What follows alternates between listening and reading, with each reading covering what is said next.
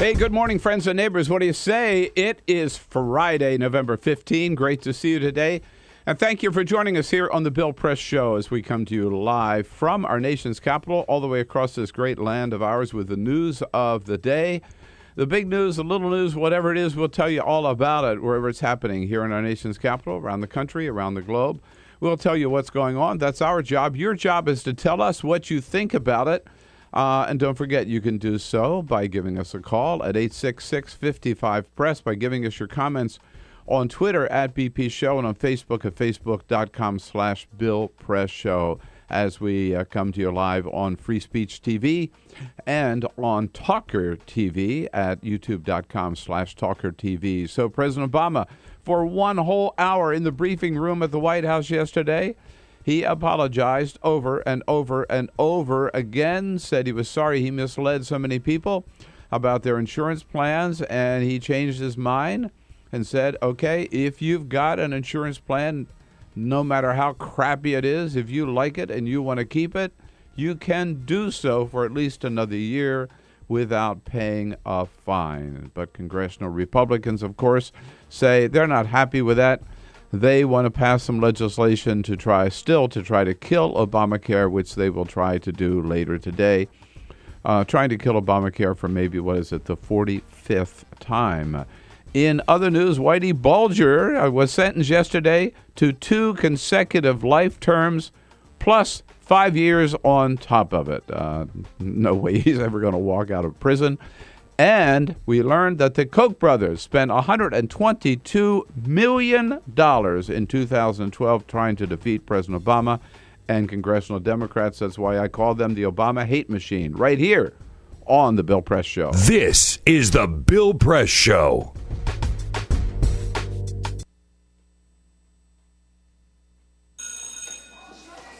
Don't look at me. Your hair's a bit frizzy today. Oh, you should pick that up. Oh, you're such a dork, loser. Here, let me help you with that. Oops. Every day, kids witness bullying. Oh, look. Your crush is looking at you. Poor you. They want to help, but don't know how. See, no one here's gonna help you, because no one Teach your likes kids how to be more than a bystander. Visit stopbullying.gov. If you drive buzzed, it could cost you around $10,000. You'll face major legal fees, major fines, and steep insurance penalties. You could lose everything. Nothing kills a buzz like getting pulled over for buzz driving, because buzz driving is drunk driving. When some people struggle with their mortgage payments, they become frozen, petrified. Not knowing what to do, they do nothing. But the people who take action are far more likely to get the most positive outcome. Making home affordable is a free government program. Call now to talk one-on-one with a housing expert about the options that are right for you. Real help, real answers, right now. Here at the GED Pep Talk Center, we have pep talkers standing by to get you motivated for your GED diploma. Text the name Terry to 69222 for a sympathetic pep talk. You show people what you really are. Or for a gentle pep talk, text the name Deborah. You know you're going to make people very proud of you. And if that's not enough, text the name Danny for an extreme pep talk. Prove everyone wrong. Show them you're the boss. Get your GED pep talk and find free GED classes. Text the name of the person you want a pep talk from to 69222.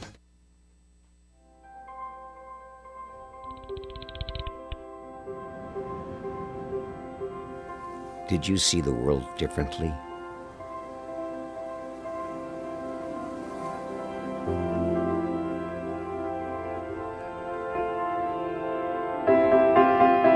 Did you celebrate the victory?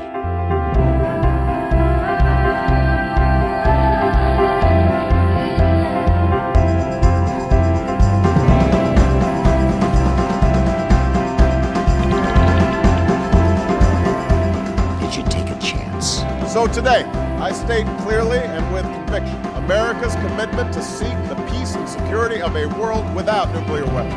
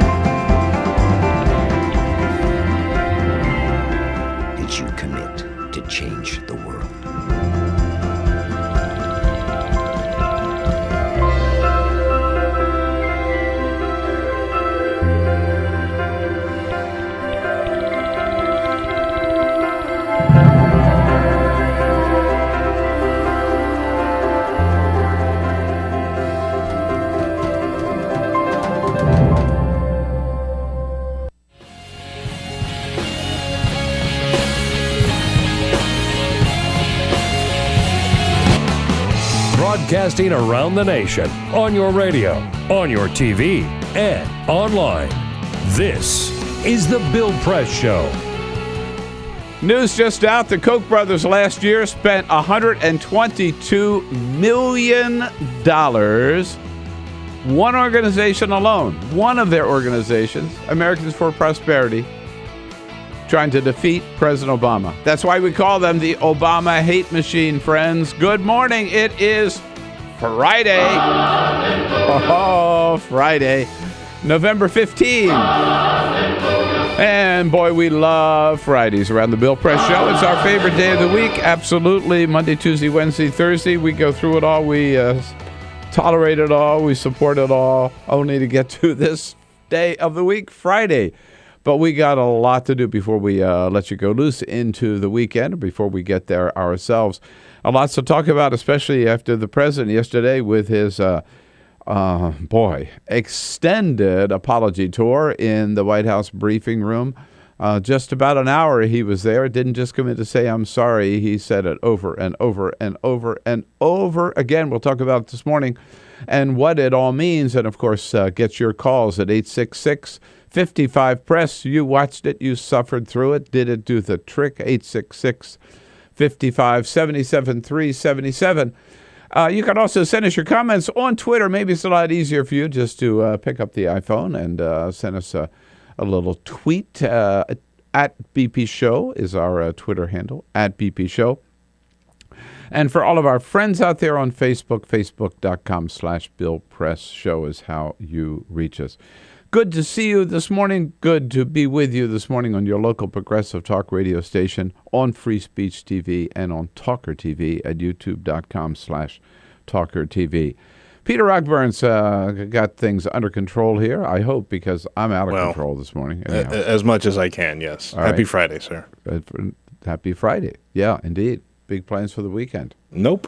Neither do I. Not even a little bit. Which is good. Exactly, and I'm totally okay with that. How about it? Alicia Cruz there with her Carol Press scarf on this morning, our new model here in the studio. Oh, speaking of which. Damn. Oh, yeah. What? Your neck looks very cold, Bill. I know. My neck feels cold. I forgot to put on my Carol Press scarf for the day. There it is.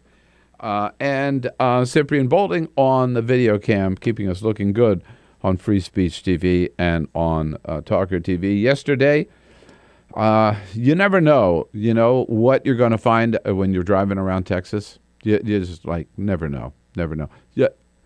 Armadillos. Sure.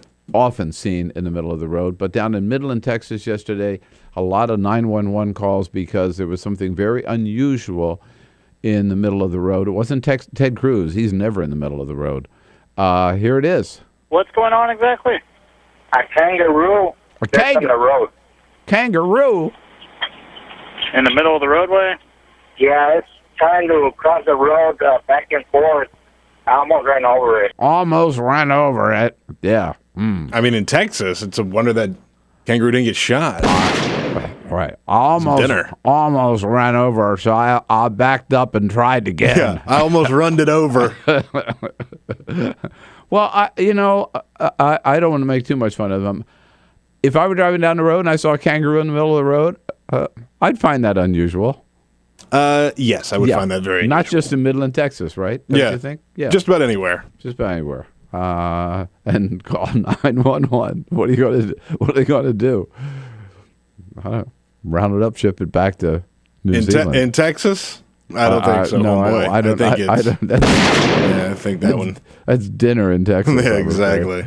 All right. Hey, coming up here, Congresswoman Jan Schakowsky from Illinois is going to be joining us, as well as our good friend, talk show host Thom Hartmann, follows us in the afternoon on just about every the progressive radio station that we are on. And Susan Page, a little bit later in this hour, Washington Bureau Chief for USA Today. And President Obama saying, I'm sorry.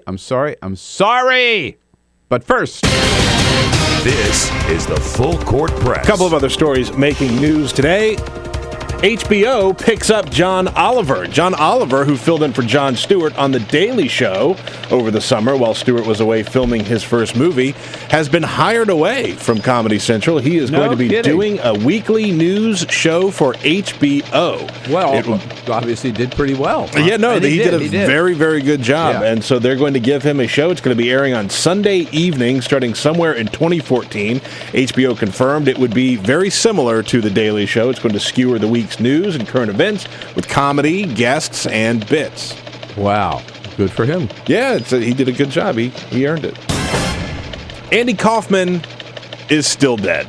Yesterday, we brought you the story of Michael Kaufman, brother of Andy Kaufman. Yeah, I can't wait to hear the sequel here. Okay, so Michael Kaufman went on stage and said that Andy Kaufman was not dead, that he had just simply disappeared and went into hiding with his wife and family. It was a hoax, huh? Yesterday, he confirmed it was just a hoax. It was a joke he was trying to pull on everybody, not unlike some of the jokes that his brother, Andy Kaufman, used to pull on people. He is still dead. I still thought it was pretty clever. Yeah, our suspicions have been confirmed. And congratulations to baseball's MVPs. They were announced yesterday for the American League. Miguel Cabrera from the Detroit Tigers, and for the National League, Andrew McCutchen from the Pittsburgh Pirates. Notably, neither men won the World Series, but Andrew McCutchen talked about how this was a special moment. So many emotions took over. I was definitely happy, overwhelmed with joy, and it was just one of those moments that I'm always going to be able to cherish, and I'm always going to be able to look back and just think about this time. And but like I said, it's definitely an honor to be an MVP.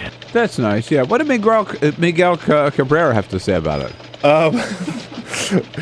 Do you want to hear what Miguel Cabrera had to say about it? Yeah. Okay. I think I'm gonna win the MVP anyway. So because it was a lot of competition outside. Trout, Davis, they have a great year, and they deserve to win the MVP. So there you have it. Oh, I got it. Okay, good. Clear as a bell. Can we have the translation now? No, I'm sorry, I can't provide that for you right now, but we'll work on that. I got the feeling he was happy. Yeah, he was very happy about the win, yes. All right. Yes. Okay. Thank you, Peter. Yes, indeed. I don't know what your local paper has this morning, but if you're listening on the radio, go online. If you're watching on Free Speech, take a look at the front page of the Washington Post today, or on TawkrTV. Six photographs of the president, all in the briefing room yesterday at the podium. Various ways, various expressions, various hand gestures. How many ways can you say, "I'm sorry"? How many ways can you apologize? President Obama did it all yesterday. I watched the whole thing. I couldn't get to the White House in time. I was working on a column. But I have to tell you, I thought it was painful. Necessary, but painful. And I wish the president hadn't taken so much time, and I wish he hadn't really shown himself so contrite. Look, this thing is soon going to be behind us. People are making, I think, much, much too much of it. We talked about this a little bit yesterday. But there were two problems with the launch of the website. Should not have been. And those of us who support the president and who support Obamacare and the Affordable Care Act know that it's a good program. We have a right to be pissed off at the way it was launched because it just created problems we should not have to deal with. But there are two problems. One, the launch of the website with all those glitches, but they're being fixed, and the website's getting better and better every day. And then the second problem was this question about what happens. Remember, it's a small percentage of the American electorate, right? Because 80% of people, it's important to remember these numbers so we know the universe we're talking about. 80% of Americans who have health insurance get it where they work, like us. Another 15% don't have health insurance and have never had it because they could never afford it. They're going to be able to buy it through the health exchanges. So there's 5% left. And of that 5% who already have health insurance that they pay for some expensive plans, but they can afford it, they bought it, they have health insurance on their own. A percentage of that 5%, maybe 3%, a total of 3%, have gotten letters from their insurance companies saying, you know what? Your plan doesn't meet the standards of the Affordable Care Act. You're going to have to drop your plan. They're the ones that President Obama said could keep their plan. It turns out they can't. They're the ones the president said yesterday are going to be able. He's just changed his mind. He's going to by executive order say, if you got a plan now, no matter how stinky it is, no matter how expensive it is, no matter how substandard it is, if you like it, damn it, you can keep it for at least another year. President Obama says, okay, and let him say it, here's how we're going to fix it. People who have plans that predate the Affordable Care Act can keep those plans if they haven't changed. That was already in the law. That's what's called a grandfather clause. It was included in the law. Today, we're going to extend that principle both to people whose plans have changed since the law took effect and to people who bought plans since the law took effect. So again, if you fall in one or two categories, you had insurance on your own already, part of that 5%, lucky 5% of Americans, and you liked that plan. You had it already. You liked that plan. You had it before the 2010 when the Affordable Care Act kicked in. You can keep it for another year. If you bought an insurance plan since the Affordable Care Act went into effect, which, again, doesn't meet the standards of the ACA, and you like it, you still want to pay those high deductibles, fine, you can keep it. I mean, it's basically saying, just shut up and keep your damn plan. That's basically what he said, for like another year. And the president said, look, I understand, though, why some people who heard me say otherwise might be so upset. I completely get how upsetting this can be for a lot of Americans, particularly after assurances they heard from me that if they had a plan that they liked, they could keep it. And then the president did. Then the president bounced out to Cleveland and talked to some workers out in Cleveland. And that's where this is the Obama I want to see. This is the Obama, the upbeat Obama I want to see. And this is the Obama who says, look, okay, we're going to fix these problems. But the important thing is, and keep the focus here, millions and millions and millions of Americans are going to end up having health insurance for their families that they could never afford before, and they're going to have that protection. That's what it's all about. That's what we're fighting for. Here's the president.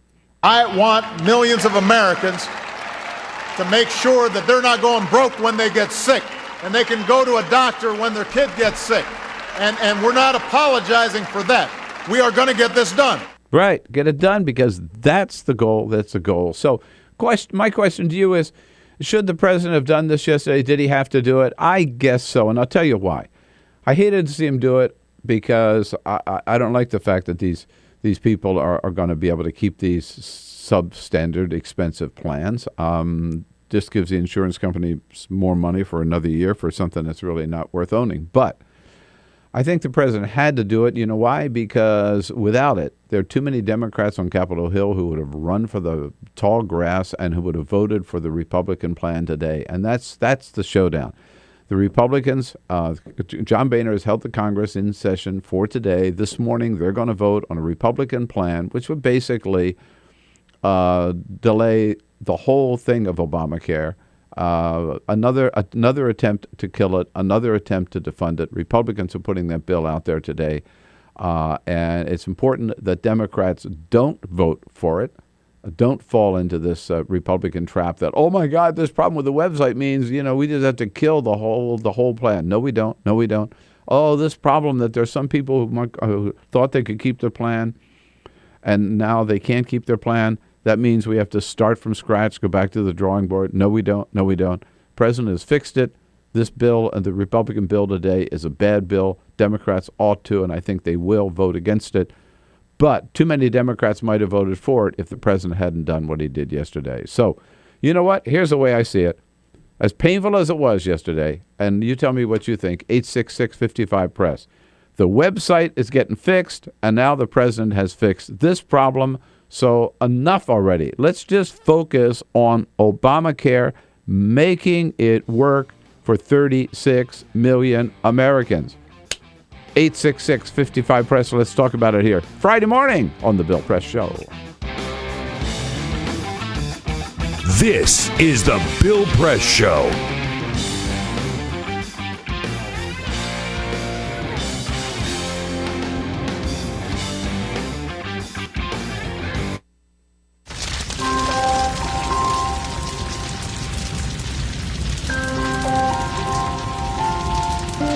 A single ember that escapes from a wildfire can travel more than a mile. That single ember can ignite and destroy your home or even your community. You can't control where that ember will land, only what happens when it does. Get Fire Adapted now at fireadapted.org. Columbine, Virginia Tech, Tucson, Aurora, Fort Hood, Oak Creek, Newtown. Newtown, Newtown. Newtown. How many more? How many more? How many more colleges? How many more classrooms? How many more movie theaters? How many more houses of faith? How many more shopping malls? How many more street corners? How many more? How many more? Enough. Enough. Enough. Enough. Demand a plan. Right now. As a mom. As a dad. As a friend. As a husband. As a wife. As an American. As an American. As an American. As a human being. For the children of Sandy Hook. Demand a plan. No more lists of names. It's not too soon. It's too late. Now is the time. Before we all know someone who loved someone on that list. No more lists. No more. Who they might have been. No more. If we had just done something yesterday. It's time. We can do better than this. We can do better than this. It's time. It's time. It's time for our leaders to act. Demand a plan. Right now. Right now. You! Demand it! Enough. Enough. Enough. Enough.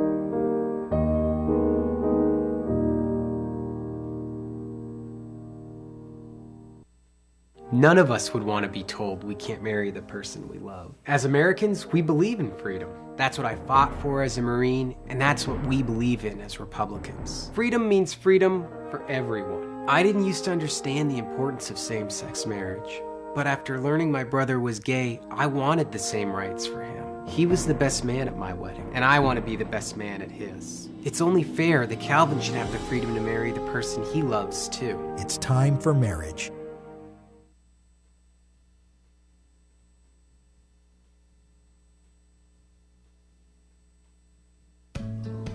You wouldn't let money just blow out of your house. So when your AC or heater is on, make sure the doors, windows, and fireplace flue are shut tight. If you're headed out, turn down the AC or lower the heat by 10 degrees. And always keep your water heater set at 120. A little bit of common sense goes a long way. Get more great tips at energysaver.gov. So, I'm kind of new here, but I've noticed a trend. My human does this funny thing where she goes around and gets all my toys, and then she hides them in that basket by the door. You know, but it's always the same basket, and it's always in the same place. And then she acts so surprised when I find them, but, you know, she's putting them in the same basket. Again. It's like, hello, that's where you put it last time. You were the worst at hide and go seek.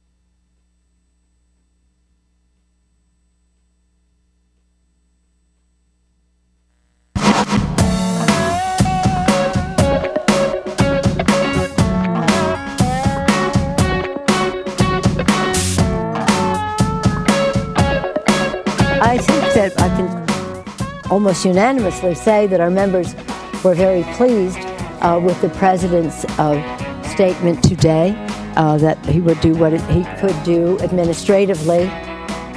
This is the Bill Press Show.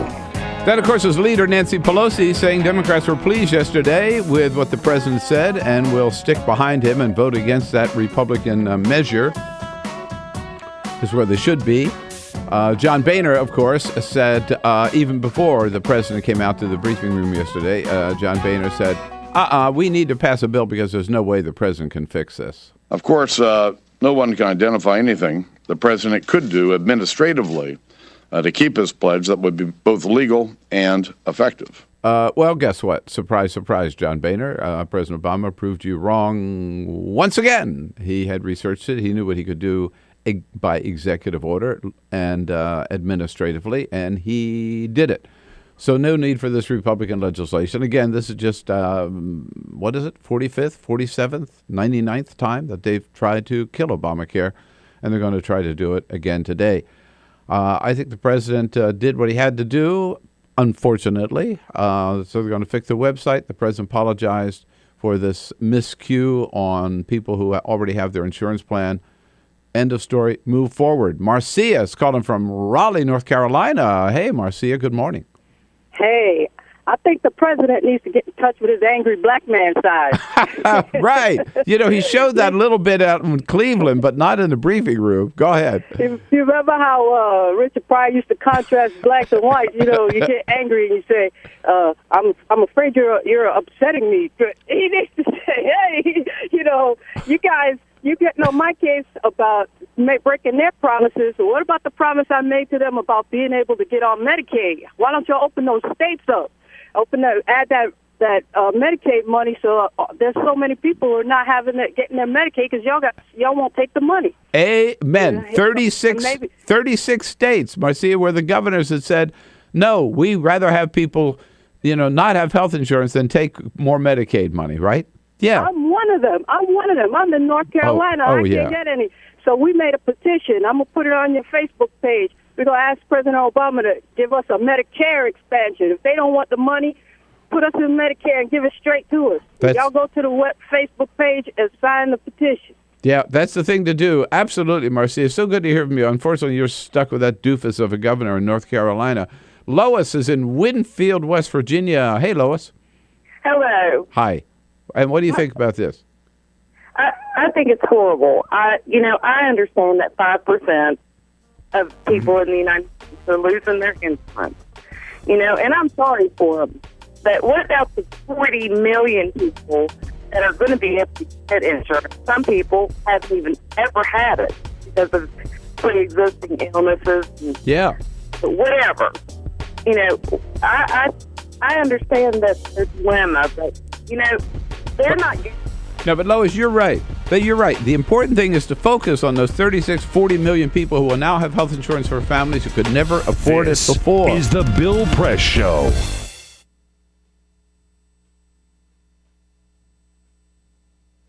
It is possible to read the history of this country as one long struggle to extend the liberties established in our Constitution to everyone in America. In other words, who, according to our laws and culture, gets to be considered a person? The law creates legal personhood, and movements create law and change culture. So, how have the courts passed laws to shape our culture? That history goes way back before Citizens United. 1819, Dartmouth College versus Woodward, Supreme Court case, turned a corporate charter from a government-granted charter to a contract. This ruling gave corporations standing within the Constitution. 1886, Santa Clara County versus Southern Pacific Railroad. Though the court did not rule on corporate personhood, the decision was subsequently cited as a precedent to hold that a private corporation is entitled to the same 14th Amendment rights of due process and equal protection as human beings. This makes it impossible for us to make laws that treat local businesses any differently than giant multinational corporations, even if their business practices are deemed to be harmful to workers, the environment and communities, or if they have a history of violating the law. Hale versus Henkel, 1906.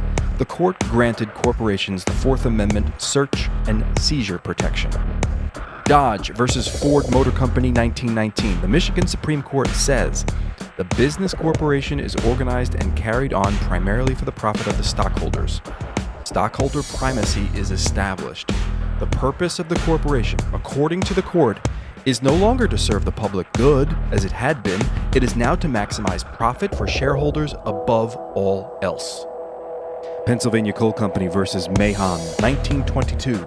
Corporations get the Fifth Amendment takings clause, meaning if you pass a regulation that impacts a corporation's ability to make a profit, that is deemed a taking, and they can sue for the right to future profits lost. This creates a chilling effect, and local and state governments become much more hesitant to pass laws in the public interest for fear that corporations can claim loss of potential profits that cities and states will be on the hook to pay. Buckley versus Vallejo, 1976. The Supreme Court rules that spending money to influence elections is protected under the First Amendment, in effect saying that money is speech. Citizens United versus Federal Election Commission, 2010. Today, the Supreme Court of Chief Justice John Roberts declared that because of the alchemy of its 19th century predecessors in deciding that corporations had all the rights of people, any restrictions on how these corporate beings spend their money on political advertising are unconstitutional. The court's ruling threatens to undermine the integrity of elected institutions across the nation. It's a rejection of the common sense of the American people.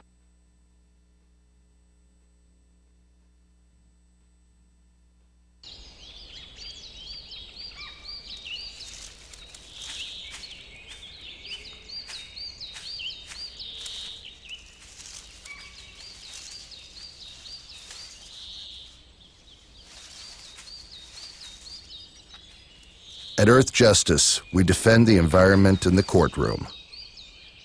Join our fight. When you take a seat, you take a stand. Earth Justice, because the Earth needs a good lawyer.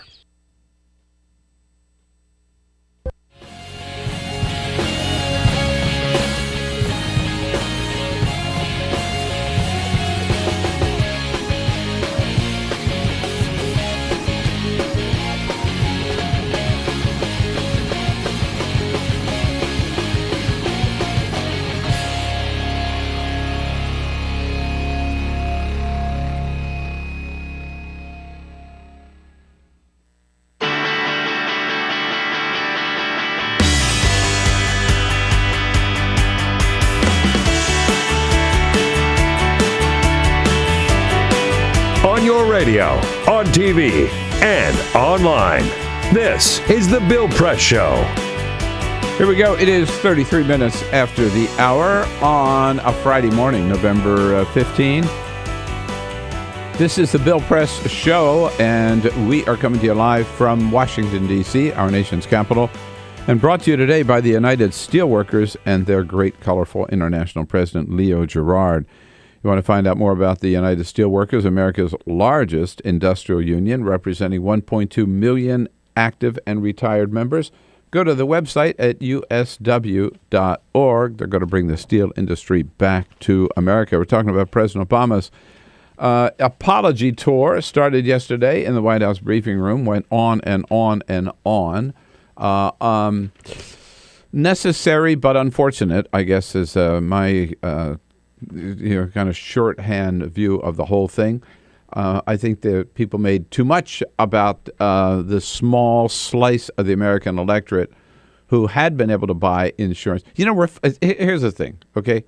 We're focusing on that tiny percentage of Americans who had been able to buy insurance and had lousy plans, too expensive, didn't cover enough stuff, and who happened to want to keep it.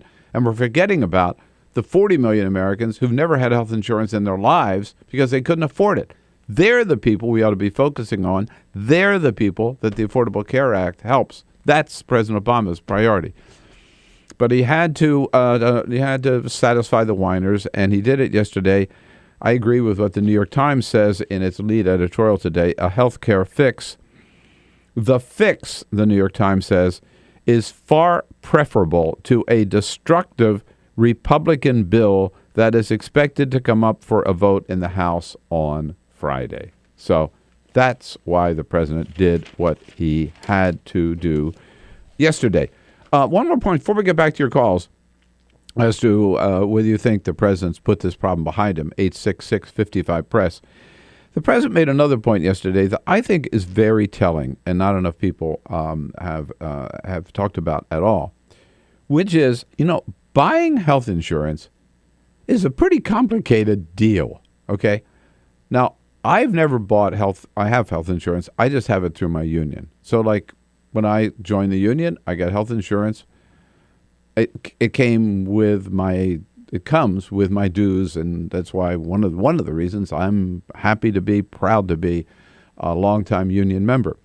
But I remember buying health insurance, life insurance rather, and I don't know if you've ever bought it, but I remember Carol and I sat down with a life insurance guy, and he explained the policy to us, and it took a long time to go through all of those terms and everything. It's the same thing with health insurance. It's not like buying a book on Amazon, right? It's a lot more complicated. There are so many aspects and layers and so many things you can include or not include. Buying it online ain't easy, and the president made this point yesterday. Buying health insurance is never going to be like buying a song on iTunes. It's just a much more complicated transaction. So that partly explains why the numbers for enrollment, in addition to the problems with the website, are so low, because it takes time to sort all this stuff out. Peter, I don't know what your experience has been, but with insurance is a complicated mess. Yeah, exactly. And even when I was going on to healthcare.gov and just looking at what's there, it's certainly complicated. It is certainly complicated. The different levels and coverage and things like that. What's covered, what's not covered. Dental covered, eye care covered, questions, good questions like that. Is there a limit to how much you can spend? And then, okay, here's what it's going to cost. But then what's your deductible? Right? And that all factors in, and you got to weigh it all. And then, in addition, now, what would my subsidy be? So, it takes a lot of time to figure this stuff out. And the fact that it's so confusing, I think, only adds to the insurance companies taking advantage of people and giving them bad plans. Because for what a lot of these people know, they have insurance. That's all they know. Well, I'm covered. I have insurance, even though it's a horrible plan. Look, let me tell you, the other thing, we ended up suing our insurance company once for some property damage in California, because we had a plan and we'd paid into the plan and we were sure that the plan covered what the problem we had. And then it turned out, and when we needed the insurance and we turned to the insurance company, they said, "Oh, guess what? You didn't read the fine print." Yeah, that's so. It just point taken. It's complicated. It's never going to be easy. Charlotte is calling from Chester, South Carolina. Hey, Charlotte, what do you think? Good morning, Good Bill. morning. Good morning to your team. All right. The whole team here says hello. Yeah. Yes, thank you. I'm just praying that the Democrats hold the line. Amen. Hold the line. Amen to that prayer. I live here in Chester, South Carolina. I love Chester, South Carolina. But our governor, Nikki Haley, she had the audacity via her spokesman, Doug Mayer, in our Rock Hill Herald, to actually say, we don't want it in South Carolina. That's crazy. We don't need it in South Carolina. Yeah. Meanwhile, 700,000 of us is uninsured. What is she talking about? Yeah. We don't need it. We don't want it. You know what? They're just because she has it. Yeah. Because her and her family have it. What about us? No, Charlotte, 700? she and those other Republican governors are just putting their own petty politics above the good of the people of their state, right? Yes. If this were Mitt Romney with the very same plan, she would be saying, "This is wonderful. Give us all the help you can." Just because it's Obama, she's against it. Yes, and it hurts my heart. I'm looking around, and I'm like, when I read that article, and it said 700 plus thousand, 100,000 people, my residents, my neighbors of South Carolina is without. How could she sleep? Yeah, I don't get it, Charlotte. What she ought to take a look at is, like John Kasich, another Republican, disagree with him on a lot of issues, but he's a Republican governor in Ohio, and he said, no, for this, same thing with Chris Christie, by the way, in New Jersey. Both of those Republican governors said, no, I'm not going to let my partisan politics stand in the way of my people getting the health care they need through Medicaid and Medicare. So, but no, don't expect that of Nikki Haley. Hey, Charlotte, so good to hear from you. Peter, Chester, South Carolina. I never heard of Chester. We got to go there sometime. Sounds like a good place. Chester? Where is it? No? It's no Charleston. But I'm. Is it near Charleston? Not really. Oh. It's a little more upstate. It's a fine area. So it's near Columbia? Kind of ish. Yeah. You don't sound like a you're real excited about. Well, Charlotte seemed like a very nice caller. I don't want to talk smack about Chester. I grew up in the only place to live in South Carolina, Charleston. So, all right. I mean, you and Charlotte can work it out. Maybe she should call Ike. I'll tell you a great place though is Chatsworth, Georgia. You got it. We got it. Dale, how you doing? Hey. What's up? All right. These knuckleheads that want to keep their bad insurance plans, I say let them keep them. But when those plans let them down, don't come crying for some affordable care at that point. You know, I love your attitude. No, that's right. That's exactly. I wish the president had said it that way yesterday. Yeah, you knuckleheads who have a bad insurance plan, you want to keep it? Be my guest, right? Yeah. I don't get it, Dale. You know, what they're doing is they're paying a lot of money for something that's a piece of crap, right? So, we used to have one of those subscription fire services, and if you didn't subscribe, they just let the house go. Yeah. I mean, I don't like that, but... Well, the other thing is, I think they could have handled it, Dale. But by the way, you're absolutely right. That's why I said we made much too much of this whole deal. Yeah, so the president wasn't 100% accurate when he said, if you're dumb enough to have a bad plan and you want to keep it, you're going to be able to keep it. Well, I think he should have said, if you're dumb enough and you got a bad plan, get smart and get a better. We're going to give you a better plan for maybe less money. The other thing they could have done. I ran into a member of Congress, Adam Schiff from California yesterday, who suggested this. The other way to handle this, which would have been a lot easier, is just let the plans, let them stay, let them keep the plans until they expire. Because no insurance plan lasts forever. Insurance companies never let them go on for too long before they tell you got to renew. And then when they expire, then they'd have to upgrade. At any rate, whatever, the president did what he had to do yesterday. Painfully, he apologized. Now let's just get on with this, making this work for the people who want it, who need it, and have never been able to afford health insurance before. Susan Page, Washington Bureau Chief for USA Today. She's been watching this, you bet, and a lot of other stuff. We'll get her take on all the latest news in our next segment here of this Friday edition of The Bill Press Show. This is The Bill Press Show.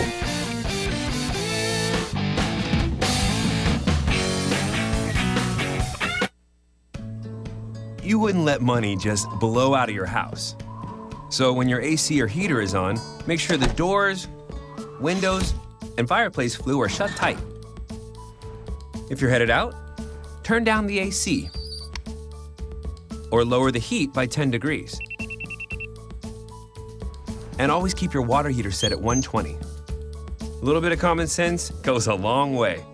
Get more great tips at energysaver.gov. So, I'm kind of new here, but I've noticed a trend. My human does this funny thing where she goes around and gets all my toys, and then she hides them in that basket by the door. But it's always the same basket, and it's always in the same place. And then she acts so surprised when I find them, but, she's putting them in the same basket. Again. It's like, hello, that's where you put it last time. You were the worst at hide and go seek.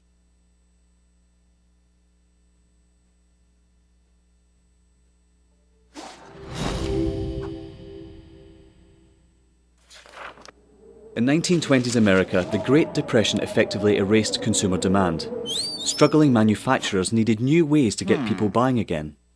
Innovative production processes like stamping and use of molds allowed them to use new materials for their designs. Products using vinyl, chrome, aluminium and plywood began appearing.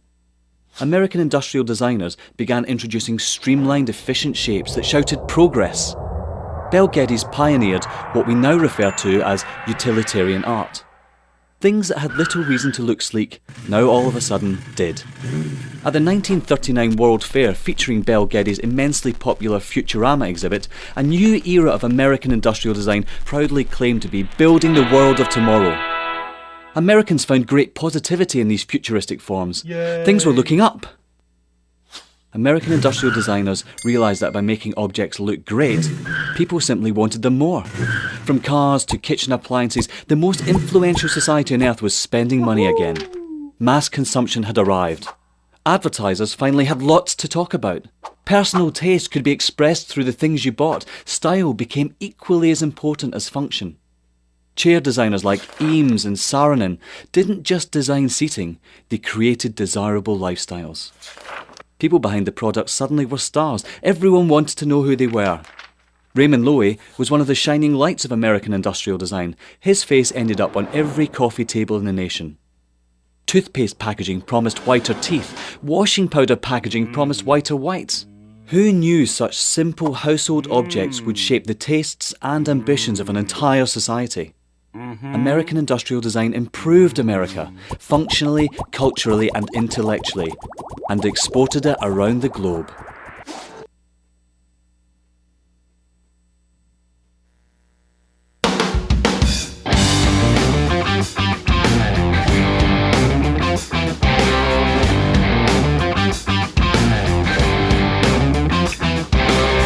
On your radio, on TV, and online.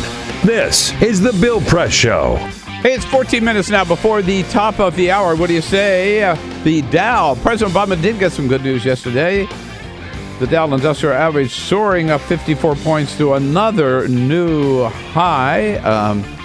So it wasn't all glum news yesterday, but painful hour spent in the briefing room. Apologizing and attempting to fix one problem with the Affordable Care Act. We were all glued to the tube or in the briefing room. Susan Page, along with all the rest of us watching. She's the Washington Bureau Chief of USA Today, a good friend of the program. Hello, Susan. Hey, hello, Bill. All right. We apologize to Carl for waking him up. He was complaining to me last week about these early morning wake-up calls in the Lubsdorff Page household. So, what do you think? The president put this behind him yesterday? I don't think so. I don't think it's clear that this fix will work substantively, and I don't think it's clear that the politics of it is going to work either. A lot of it depends, I guess, on, and don't you think the president did it knowing that the Republicans were going to schedule this vote in the House today, right? And the real purpose was to make sure Democrats didn't join Republicans in passing this legislation. Yes, I think that's his immediate problem, the problem he faces in the next 24 hours. Mm-hmm. Not 100% clear to me that it works.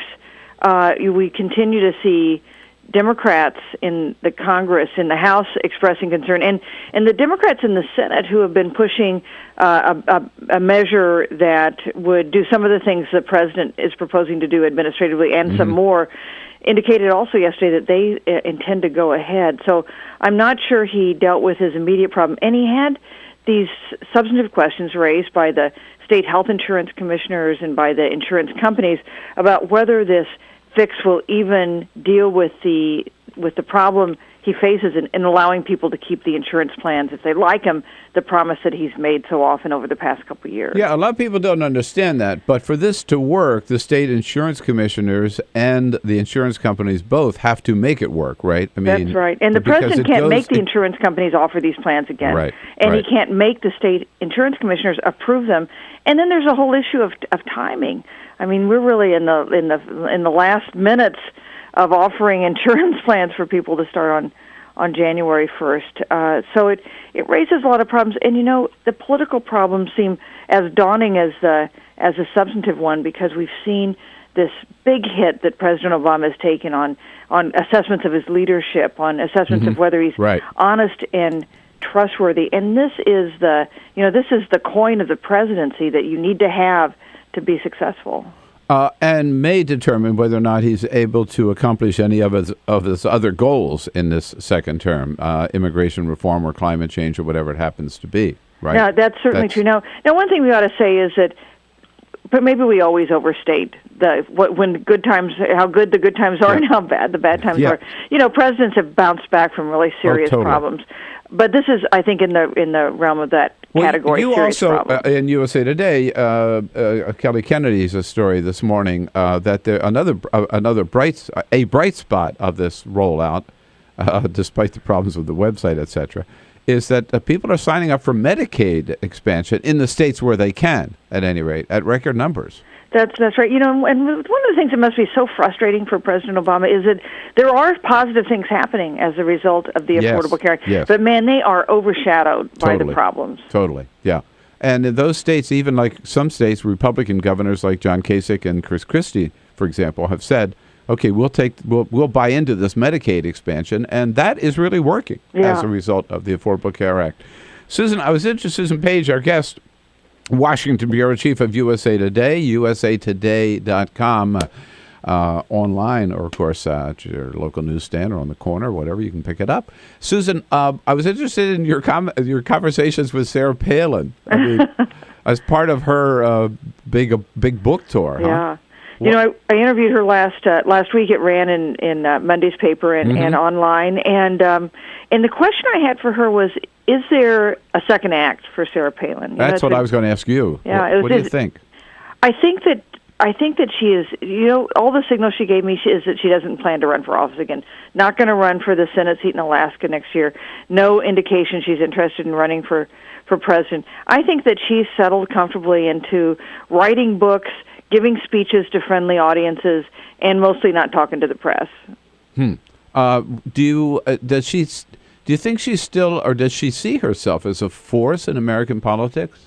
I think she does, and she argues, she took, I think, a little umbrage at the question I asked, and she argued that she gets called every day by people who want her endorsement, who want her to look at some policy plan they have that would seeking just a little bit of her time, and I'm sure that's true, because for part of the U.S. electorate, she stands as a big symbol, as a groundbreaker, as a truth teller, but in terms of kind of a broader audience, it seems to me she's been supplanted by people like Senator Ted Cruz.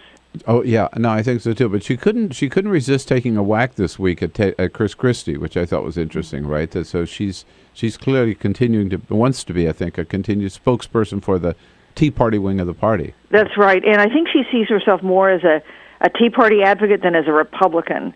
I think she is more than willing to take hits at Republicans who she thinks have the wrong prescription for the party, and rather than and standing up for these very conservative policies that she advocates, more than trying to do whatever is going to help the GOP win the next election. Now, where is she living today? I have heard the rumors that she's no longer spending much time in Alaska. You know, I know that Senator Begich has suggested that she doesn't live in Alaska anymore. Yeah. But she told me that her daughter is in public schools there, and that her young son is in preschool there, and in like a kindergarten program, and that she had come from Alaska, left Alaska to make the long trek to Asheville, North Carolina, which is where I interviewed her.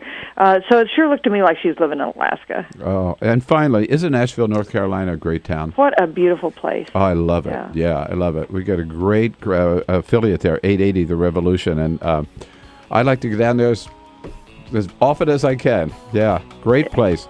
Hey, Susan, always fun to visit with you. Thanks so much for being with us again this morning. Have a great weekend. Hey, you too, Bill. All right, talk to you soon. Thanks. Susan Page, Washington Bureau Chief, USA Today. This is the Bill Press Show.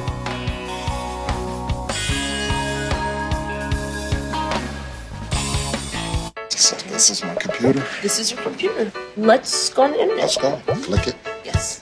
Okay. I cursor in between the R and the E. Pressing down, I want you to just push the period. She's gonna love me all over again. That's it. Jamaica, here you go. Here we go. Good job. Thank you. Thank you. And I did it by myself. Feel smarter. So, I'm kind of new here, but I've noticed a trend. My human does this funny thing where she goes around and gets all my toys, and then she hides them in that basket by the door.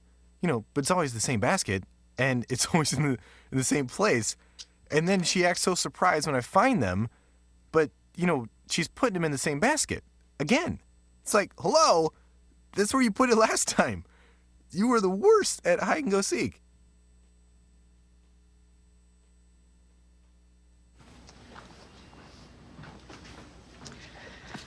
All right.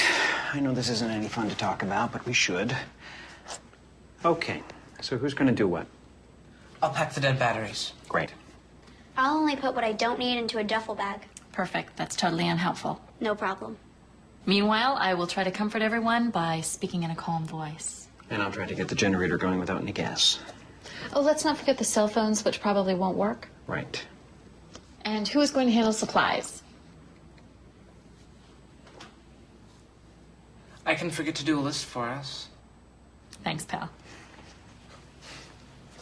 Well, I think we couldn't be any less prepared. I'm proud of you guys. Talk to your kids about who to call, where to meet, what to pack.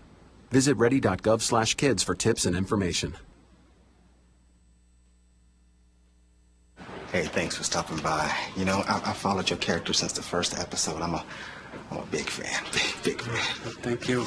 And listen, your storyline, it makes for incredible TV drama. Thing is, your drug use is very adult content. Too adult for the kids. So I'm gonna have to block you. Oh, man. Yeah. Well, have a good one. You're a nice lady.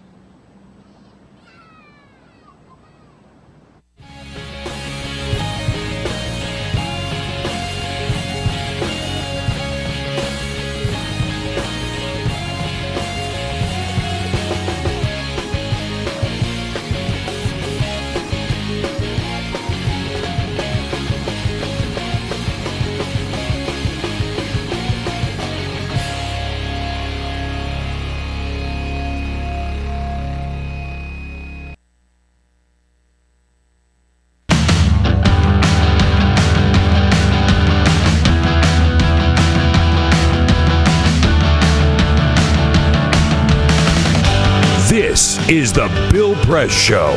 Rolling along here on a Friday morning, Congresswoman Jan Schakowsky from Illinois joins us in the next hour. We'll also be joined by the Politico reporter for reports on Congress. Burgess Everett will be here in the studio with us. Peter, what's up? Breaking news story just happened just a few moments ago. God. China is going to loosen their whole one-child policy, which they're notorious for having. Really? They're going to loosen it up. There's some new rules. You're allowed to have 1.5? You can have 1.5. Yes, you have to cut a child in half. The new family planning rules say that you can have 2 children if one of the parents is an only child. So you do the math there. But if you were an only child, which obviously a lot of them are because of the one-child policy, then they can then have 2 kids. So I would imagine that would mean a lot for the population of China. All I got to say, it's a good thing that the Chinese are not Catholics. It's a good point. Because, right? Yeah, because that's trouble. With no birth control allowed Catholics, you know, there's only one way I can think of to make sure that you don't, and I don't think anybody wants that. No. All right. Well, thank you for the breaking news. You got it. This is the Bill Press Show.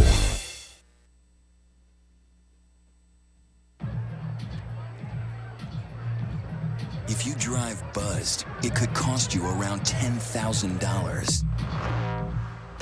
You'll face major legal fees, major fines, and steep insurance penalties. You could lose everything. Nothing kills a buzz like getting pulled over for buzz driving, because buzz driving is drunk driving. When some people struggle with their mortgage payments, they become frozen, petrified. Not knowing what to do, they do nothing. But the people who take action are far more likely to get the most positive outcome. Making home affordable is a free government program. Call now to talk one-on-one with a housing expert about the options that are right for you. Real help, real answers, right now.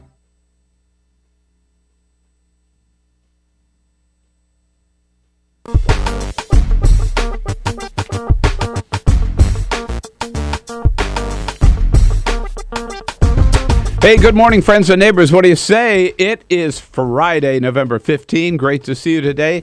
And thank you for joining us here on the Bill Press Show as we come to you live from our nation's capital all the way across this great land of ours with the news of the day. The big news, the little news, whatever it is, we'll tell you all about it wherever it's happening here in our nation's capital, around the country, around the globe. We'll tell you what's going on. That's our job. Your job is to tell us what you think about it. And don't forget, you can do so by giving us a call at 866-55-PRESS, by giving us your comments on Twitter at BP Show, and on Facebook at facebook.com/Bill Press Show, as we come to you live on Free Speech TV and on TawkrTV at youtube.com/TawkrTV. So President Obama, for one whole hour in the briefing room at the White House yesterday, he apologized over and over and over again, said he was sorry he misled so many people about their insurance plans, and he changed his mind and said, okay, if you've got an insurance plan, no matter how crappy it is, if you like it and you want to keep it, you can do so for at least another year without paying a fine. But congressional Republicans, of course, say they're not happy with that. They want to pass some legislation to try to kill Obamacare, which they will try to do later today. Trying to kill Obamacare for maybe, the 45th time. In other news, Whitey Bulger was sentenced yesterday to 2 consecutive life terms plus 5 years on top of it. No way he's ever going to walk out of prison. And we learned that the Koch brothers spent $122 million in 2012 trying to defeat President Obama and congressional Democrats. That's why I call them the Obama hate machine, right here on The Bill Press Show. This is The Bill Press Show.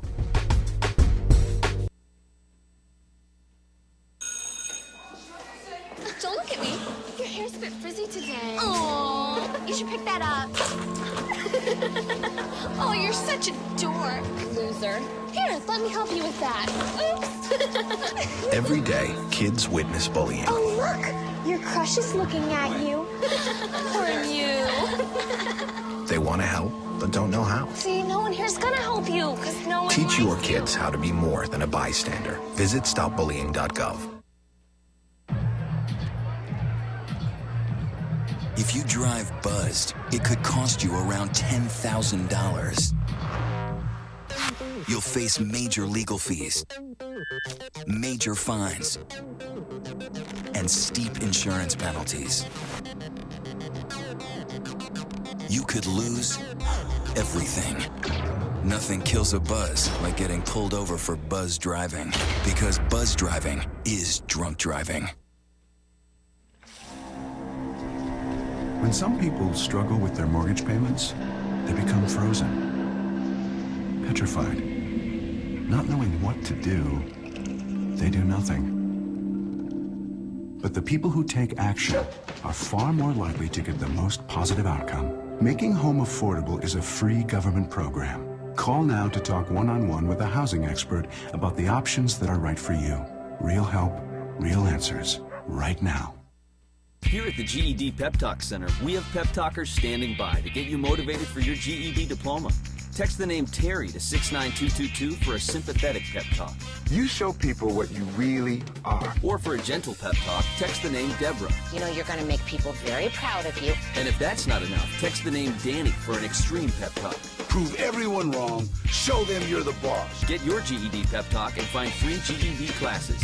Text the name of the person you want a pep talk from to 69222.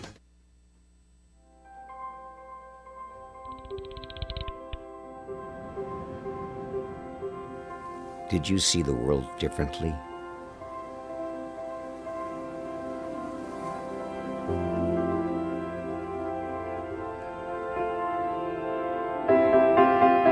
Did you celebrate the victory?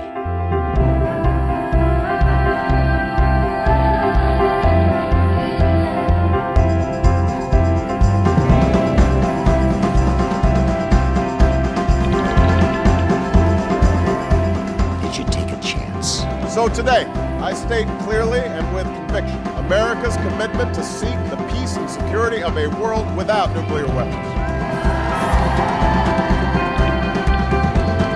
Did you stand up against our greatest threat?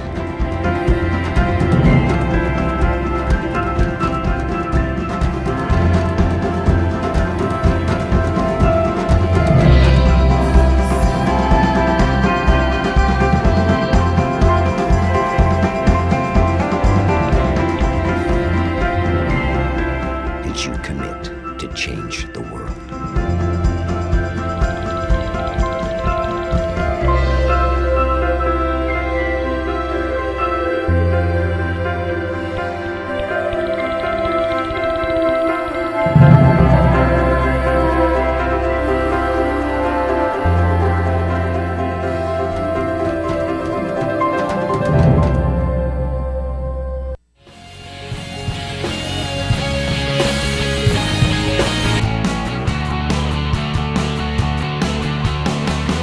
Broadcasting around the nation, on your radio, on your TV, and online. This is The Bill Press Show. $122 million. That's what the Koch brothers spent last year trying to defeat President Obama. That's why I call them the Obama hate machine. Hey, good morning, everybody. What do you say? It is Friday, November 15. Great to see you today. Thank you for joining us. We're coming to you live from our nation's capital on your local progressive talk radio station all across this great land of ours.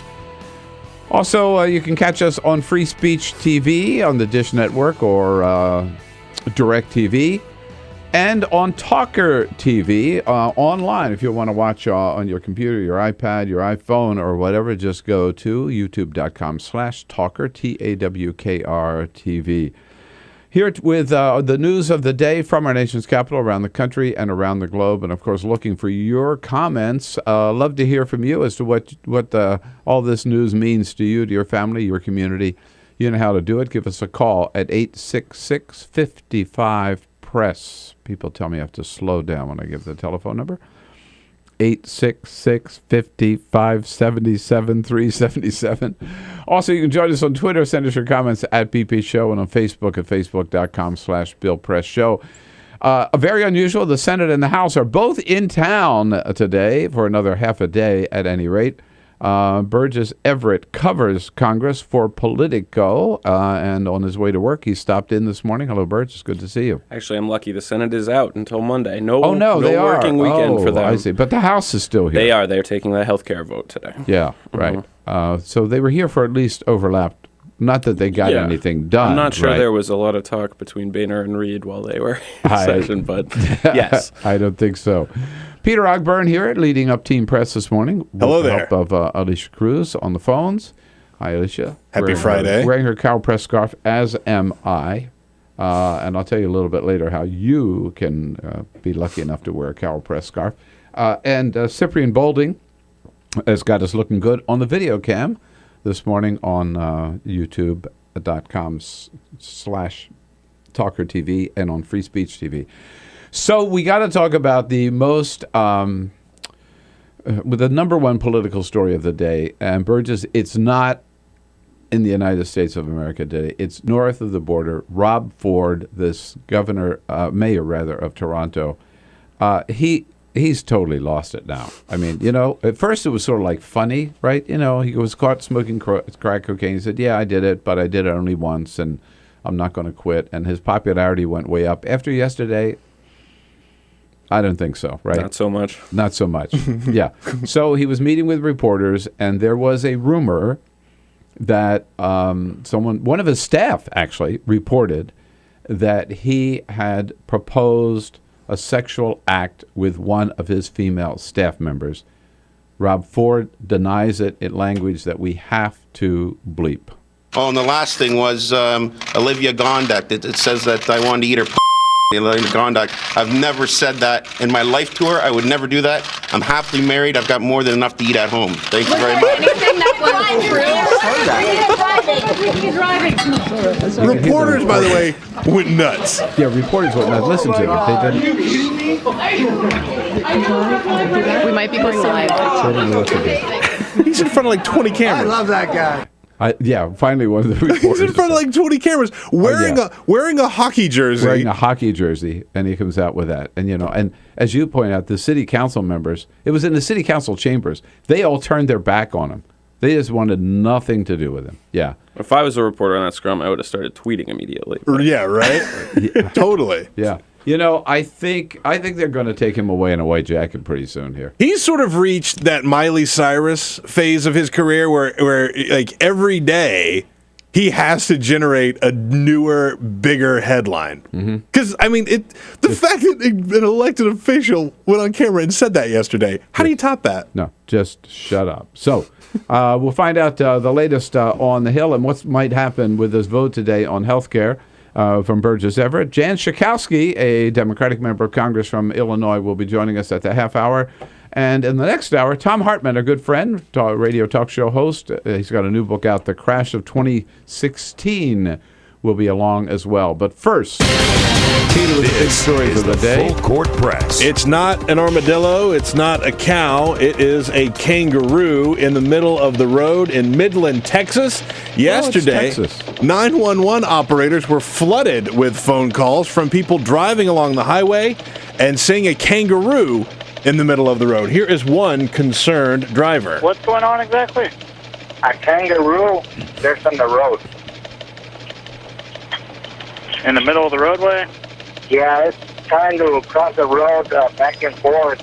I almost ran over it. He almost ran over it. No word on the fate of the kangaroo, but given Texas barbecue traditions, I can imagine this weekend someone will have a very interesting party. You know, Jim Hightower said in Texas there's nothing in the middle of the road but yellow stripes and armadillos. Yeah. Now they're going to have to amend it, right? Armadillos and kangaroos. When social media attacks, J.P. Morgan Chase tried their hand at social media earlier this week and invited Twitter to join the conversation using the hashtag AskJPM.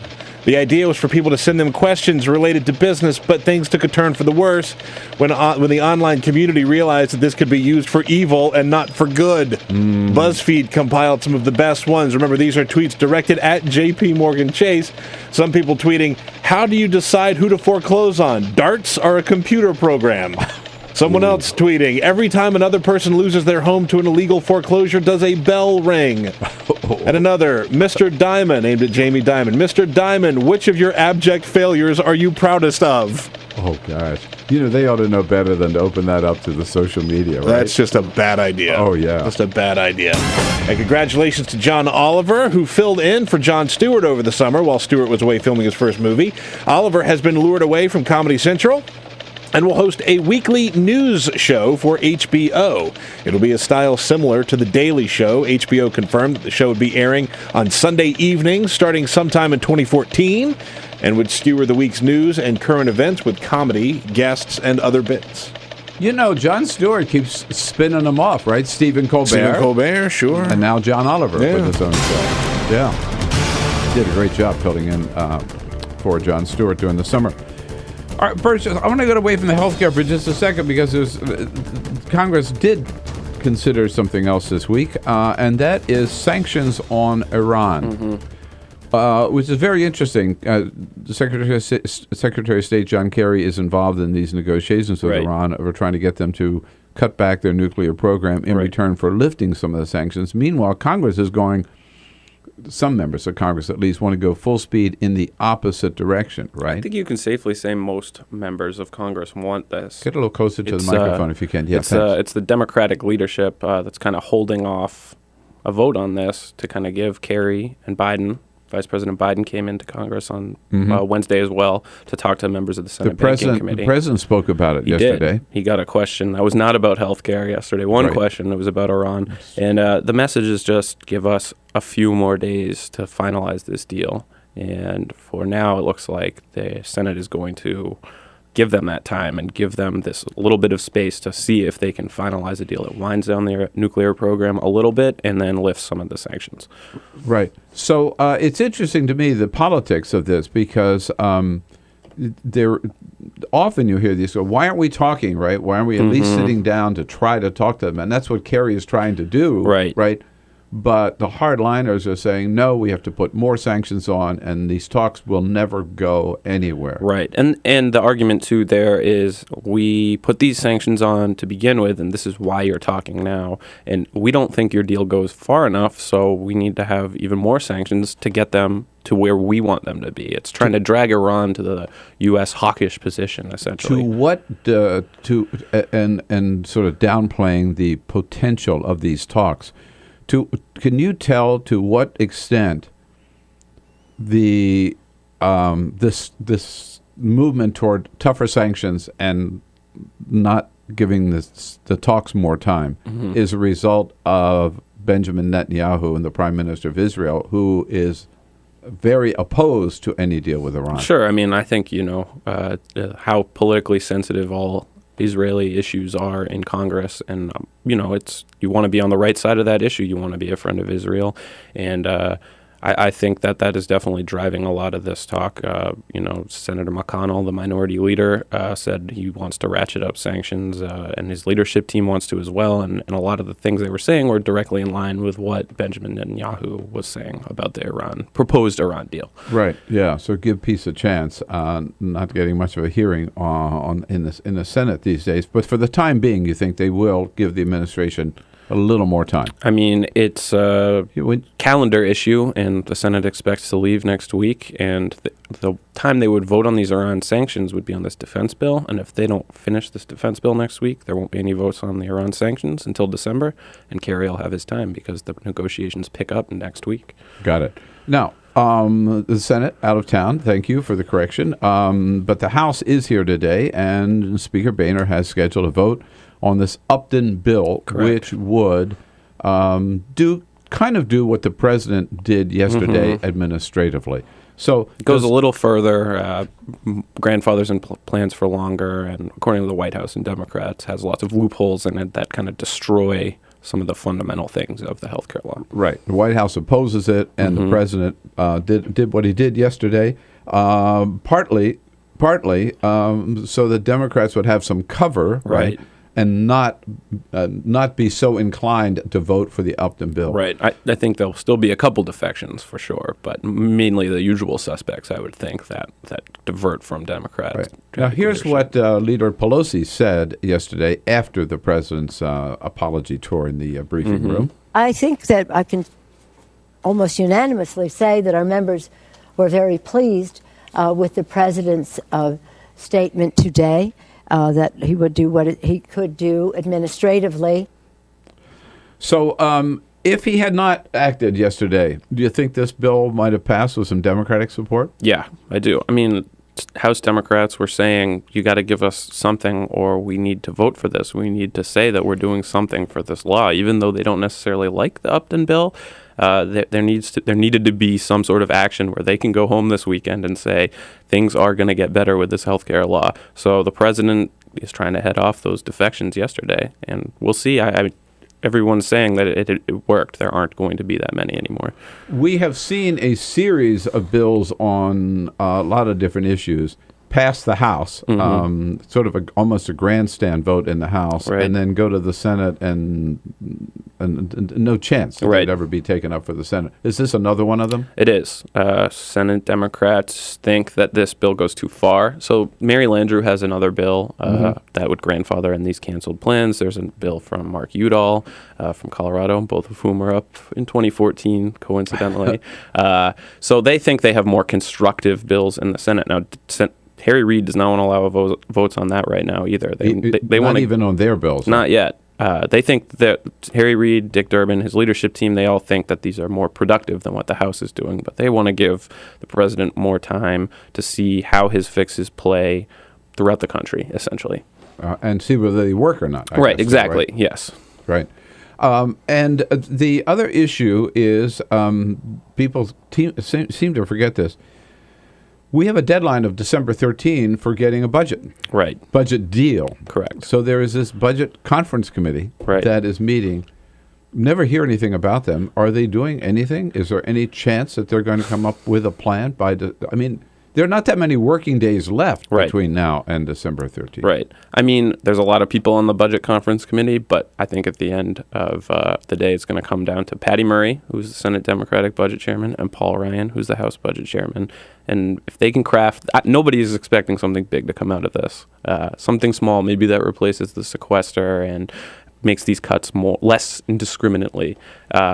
And if that happens, it'll be because they have struck a deal. You're not going to see new taxes out of this. You're not going to see sweeping entitlement reforms. The big dreams for each party just won't happen here. So the question is, can Congress do something small here? I don't know what the answer is yet, but that's what they're trying to do. Will it be, as the president has asked for, a combination of cuts and new revenue? I mean, will they be getting rid of some of these loopholes, like for the oil companies? That seems so hard for me to believe because the Republicans still don't want to do piecemeal tax reform. They say they want to do it as part of a huge package, and Democrats say, well, we're not going to have any more spending cuts with more revenue. It's the same kind of circular fight that we've been seeing in Washington for years now. So I really think the best they can do is maybe have some sort of solution to the sequester. I was just looking here. I saw, sorry, I didn't mean to get off microphone, but it's hard to get things done when you're not here, I guess, is the point. Right. Leader Pelosi said something yesterday about John Boehner that criticizing him for such a light schedule, right? Something like we work less than a retired family, or yeah, and it's just a handful over 100 days in session next year, so it's going to continue that pace. And maybe 7 or 8 working days, scheduled working days left after today, After today, for the remainder of 2013. Right. How do you get one of these jobs? You and I don't have one. Hey, it's 21 minutes now after the hour. Burgess Everett covers Congress for Politico in studio with us.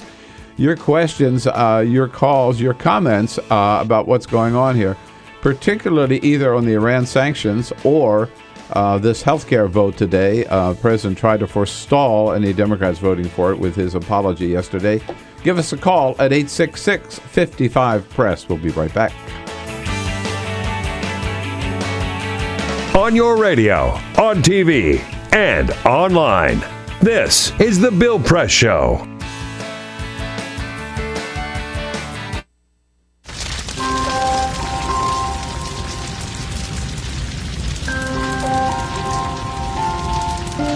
A single ember that escapes from a wildfire can travel more than a mile. That single ember can ignite and destroy your home or even your community. You can't control where that ember will land, only what happens when it does. Get Fire Adapted now at fireadapted.org. Columbine, Virginia Tech, Tucson, Aurora, Fort Hood, Oak Creek, Newtown. Newtown, Newtown. Newtown. How many more? How many more? How many more colleges? How many more classrooms? How many more movie theaters? How many more houses of faith? How many more shopping malls? How many more street corners? How many more? How many more? Enough. Enough. Enough. Enough. Demand a plan. Right now. As a mom. As a dad. As a friend. As a husband. As a wife. As an American. As an American. As an American. As a human being. For the children of Sandy Hook. Demand a plan. No more lists of names. It's not too soon. It's too late. Now is the time. Before we all know someone who loved someone on that list. No more lists. No more. Who they might have been. No more. If we had just done something yesterday. It's time. We can do better than this. We can do better than this.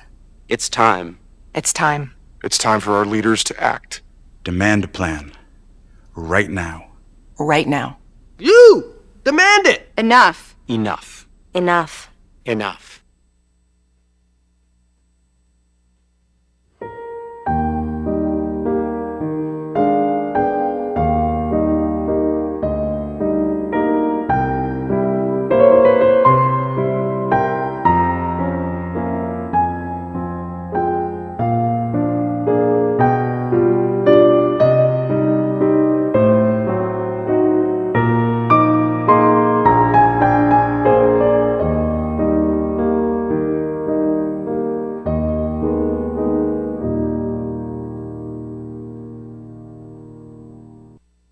None of us would want to be told we can't marry the person we love. As Americans, we believe in freedom. That's what I fought for as a Marine, and that's what we believe in as Republicans. Freedom means freedom for everyone. I didn't used to understand the importance of same-sex marriage, but after learning my brother was gay, I wanted the same rights for him. He was the best man at my wedding, and I want to be the best man at his. It's only fair that Calvin should have the freedom to marry the person he loves, too. It's time for marriage.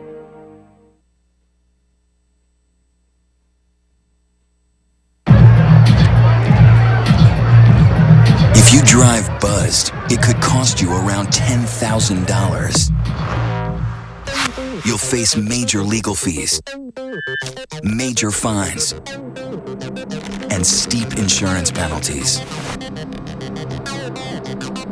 you could lose everything. Nothing kills a buzz like getting pulled over for buzz driving, because buzz driving is drunk driving. When some people struggle with their mortgage payments, they become frozen, petrified. Not knowing what to do, they do nothing. But the people who take action are far more likely to get the most positive outcome. Making home affordable is a free government program. Call now to talk one-on-one with a housing expert about the options that are right for you. Real help, real answers, right now.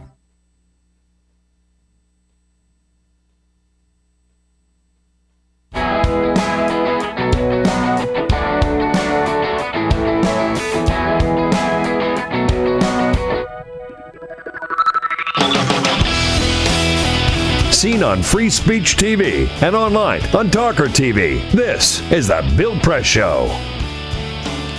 26 minutes after the hour, here we go. The Bill Press Show on a Friday morning. Happy Friday. Jen Schakowsky, Congresswoman from Illinois, joining us in the next segment of the show. Right now, Burgess Everett, who covers Congress, Jen Schakowsky, and 434 others in the House. Here with us in the studio. Good to have you here, Burgess, by Thanks the way. for having me. I want to ask you a question. You cover the Senate. How popular is Ted Cruz? Well, in what context? And with whom? With his fellow senators. I think he has bottomed out a month or so ago, and maybe is I don't know if steadily rising, but not any less popular than he was when he was running ads against his fellow Republicans. Against his fellow Republicans, right. Yeah. Is he the least popular member of the Senate? Internally? Yeah. He's got a little bit of competition, but I would say yes. He probably is, because you really only see him walking around and talking with Mike Lee, who's kind of been his ally throughout this. So I don't know that unpopular is necessarily the word, but no, he's not part of this chummy, backslapping group of Republicans. Yeah, he's got one friend there, Mike Lee. Quickly, just I have about 30 seconds left. Judicial nominees. Harry Reid, pretty frustrated. Republicans are holding him up. Is he likely to use the nuclear option or to change the filibuster? I don't see how there's not a fight over the Senate rules at this point. I mean, it's the same exact issue with the parties flipped that we saw in 2005 with the Gang of 14. So Harry Reid is not saying he's going to go to the nuclear option, but kind of privately, Democrats are saying there's really no other way if they keep blocking these nominees, and they are going to keep blocking these nominees. Yeah, they're not going to give on them, and this is an important, particularly the D.C. bench, right? It's also elevated. I mean, this court is often kind of quiet in terms of people not knowing what it does and how important it is, and it's kind of the spotlight of the Senate right now. Yeah, and people jump from there to the Supreme Court. Right. Burgess Everett, great to see you. Thank you so much. The Bill Press Show. This is my computer. This is your computer. Let's go on the internet. Let's go. Click it. Yes. Okay. I cursor in between the R and the E. Pressing down, I want you to just push the period. She's gonna love me all over again. That's it. Jamaica, here you go. Here we go. Good job. Thank you. Thank you. And I did it by myself. Feel smarter. So, I'm kind of new here, but I've noticed a trend. My human does this funny thing where she goes around and gets all my toys, and then she hides them in that basket by the door. But it's always the same basket, and it's always in the same place. And then she acts so surprised when I find them, but, she's putting them in the same basket. Again. It's like, hello, that's where you put it last time. You were the worst at hide and go seek.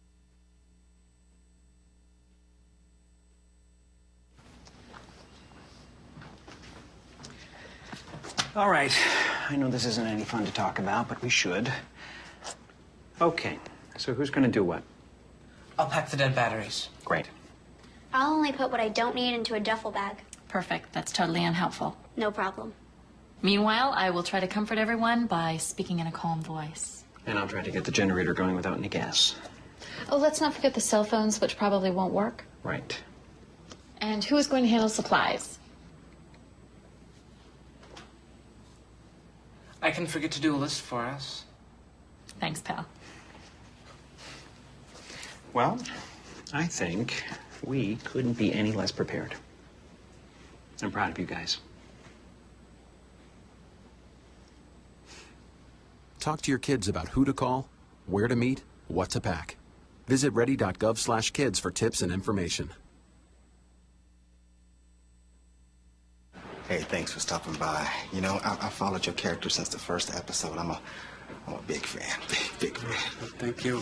And listen, your storyline, it makes for incredible TV drama. Thing is, your drug use is very adult content. Too adult for the kids. So I'm gonna have to block you. Oh, man. Yeah. Well, have a good one. You're a nice lady.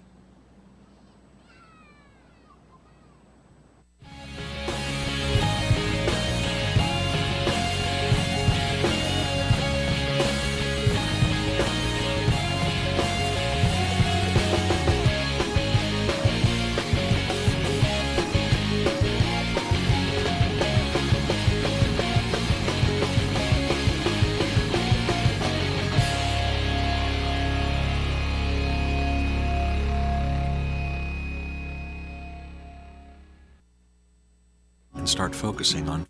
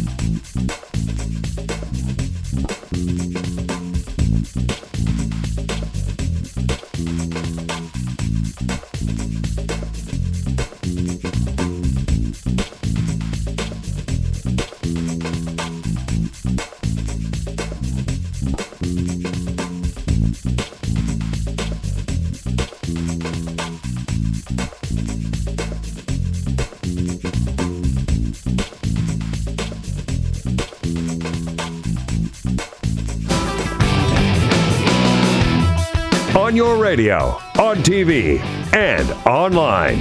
This is The Bill Press Show. Make it 33 minutes after the hour now here. Friday morning, November 15, The Bill Press Show, coming to you live from our nation's capital and our studio here on Capitol Hill. Just down the street from the United States Capitol building, brought to you today by the Laborers International Union of North America. Good men and women of the Laborers Union under President Terry O'Sullivan, building a better America. You bet they are, and you can find out more about their good work at their website, LIUNA, L-I-U-N-A, LIUNAbuildsamerica.org. President Obama in the briefing room yesterday saying, I'm sorry if anybody was misled by my comments about whether or not you can keep your health care plan that you already have. We're going to allow you to do that. And now he said, let's get on with the main act. He says that in advance of a scheduled vote today in the House of Representatives on a bill that would do that and more. Try to sort it out for all of us. A good friend of the program, Congresswoman Jan Schakowsky from Illinois, joining us on our newsline this morning. Congressman, good Friday morning to you. Thank you, Bill. Thanks for having me. And let me ask you, first of all, as a Democrat and a supporter of the Affordable Care Act, were you frustrated with the problems with the website and with this whole question about keeping your plan or not?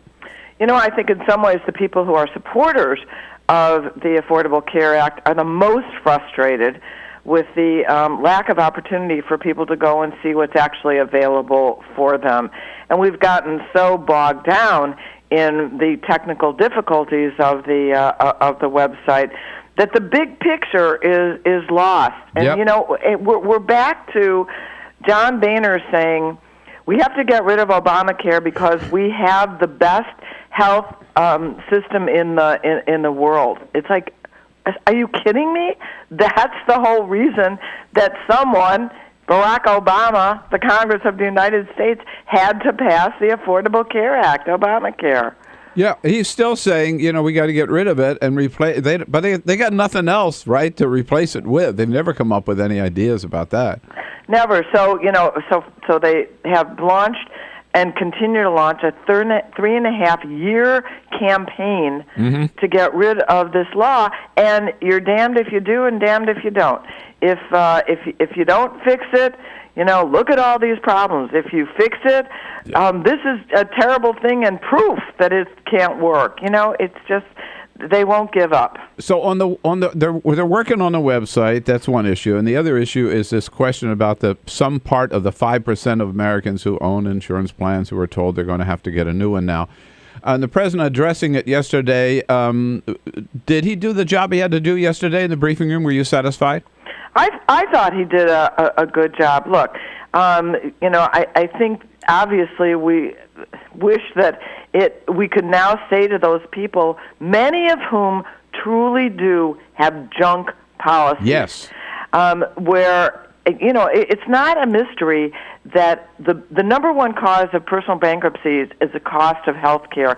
And most of those people, Bill, are so-called insured. They find out that they really don't have the coverage they thought they had when they get sick. So what we want to say to those people, and what we've wanted to say all along, is wait, take a deep breath. You got that cancellation notice, but go to the website and find a policy that not only may be cheaper for you. Many will find policies where they get a subsidy and they're going to be cheaper, but you're going to make sure that you really have coverage. Yeah. So, in effect, the president had to say, I guess, if you got a junk plan and you like it and you're knucklehead enough to want to keep your junk plan, you can keep it, right? So I guess that's the only thing that I think is missing from the message. The message should be for those people who got those notices. Don't jump back into your old policy without checking first. Wait a minute until you can look. There are some people, I think, who probably, because of certain kinds of underwriting, had policies that were okay. That's going to be a fraction of the 5 million people who got or will get those cancellation notices. Most people are going to do better when they go into the marketplace.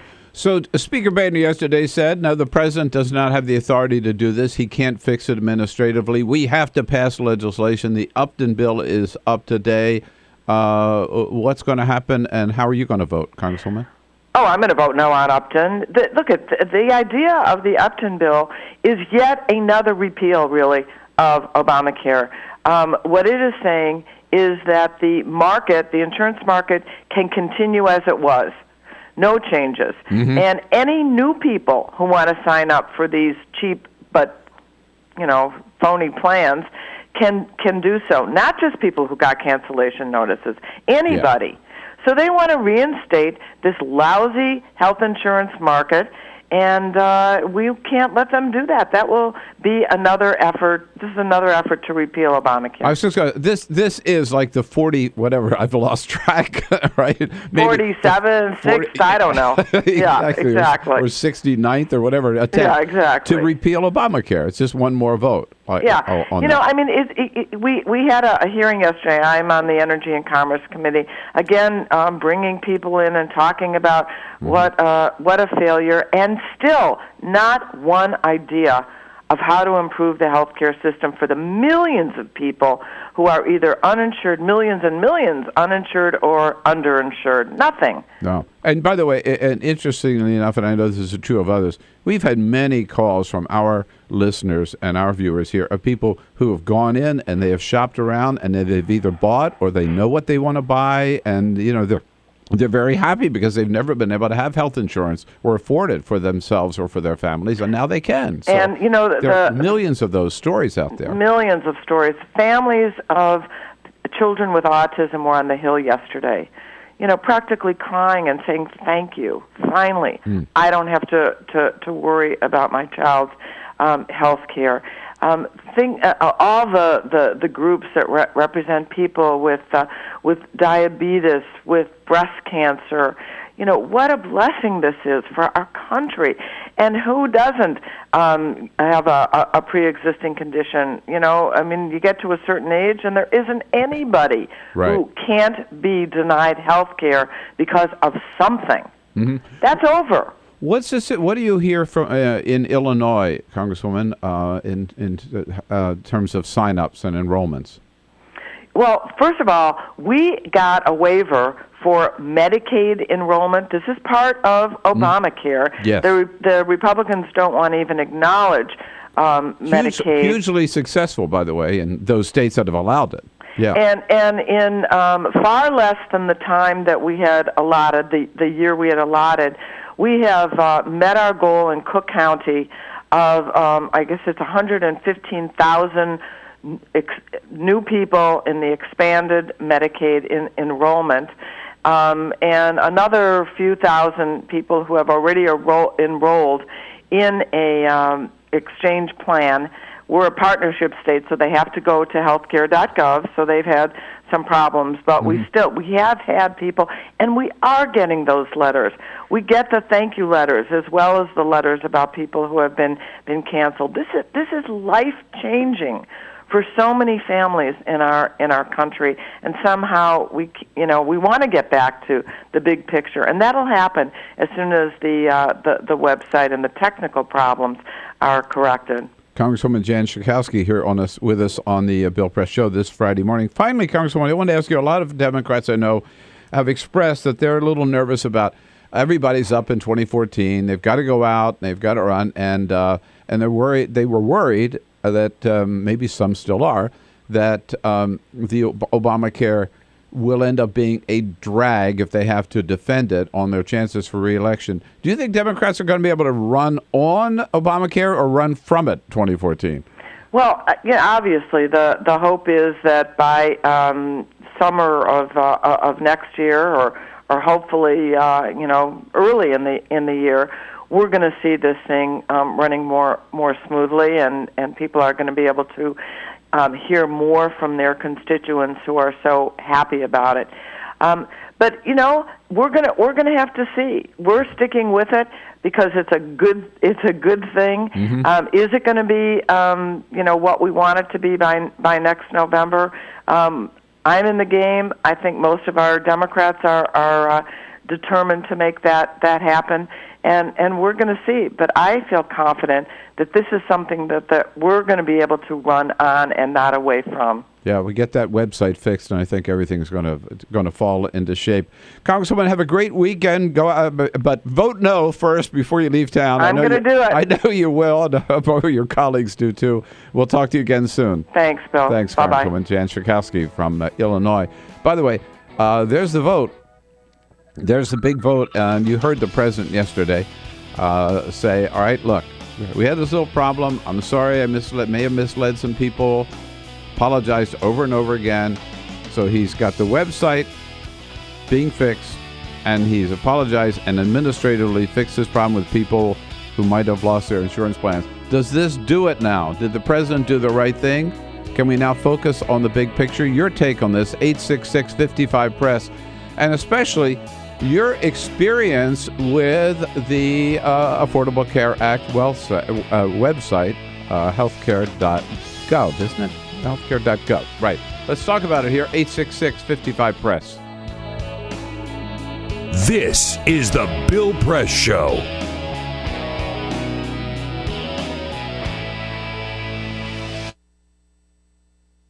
It is possible to read the history of this country as one long struggle to extend the liberties established in our Constitution to everyone in America. In other words, who, according to our laws and culture, gets to be considered a person? The law creates legal personhood, and movements create law and change culture. So, how have the courts passed laws to shape our culture? That history goes way back before Citizens United. 1819, Dartmouth College versus Woodward, Supreme Court case, turned a corporate charter from a government-granted charter to a contract. This ruling gave corporations standing within the Constitution. 1886, Santa Clara County versus Southern Pacific Railroad. Though the court did not rule on corporate personhood, the decision was subsequently cited as a precedent to hold that a private corporation is entitled to the same 14th Amendment rights of due process and equal protection as human beings. This makes it impossible for us to make laws that treat local businesses any differently than giant multinational corporations, even if their business practices are deemed to be harmful to workers, the environment and communities, or if they have a history of violating the law. Hale versus Henkel, 1906. The court granted corporations the Fourth Amendment search and seizure protection. Dodge versus Ford Motor Company, 1919. The Michigan Supreme Court says the business corporation is organized and carried on primarily for the profit of the stockholders. Stockholder primacy is established. The purpose of the corporation, according to the court, is no longer to serve the public good, as it had been. It is now to maximize profit for shareholders above all else. Pennsylvania Coal Company versus Mahon, 1922. Corporations get the Fifth Amendment takings clause, meaning if you pass a regulation that impacts a corporation's ability to make a profit, that is deemed a taking, and they can sue for the right to future profits lost. This creates a chilling effect, and local and state governments become much more hesitant to pass laws in the public interest for fear that corporations can claim loss of potential profits that cities and states will be on the hook to pay. Buckley versus Vallejo, 1976. The Supreme Court rules that spending money to influence elections is protected under the First Amendment, in effect saying that money is speech. Citizens United versus Federal Election Commission, 2010. Today, the Supreme Court of Chief Justice John Roberts declared that because of the alchemy of its 19th century predecessors in deciding that corporations had all the rights of people, any restrictions on how these corporate beings spend their money on political advertising are unconstitutional. The court's ruling threatens to undermine the integrity of elected institutions across the nation. It's a rejection of the common sense of the American people.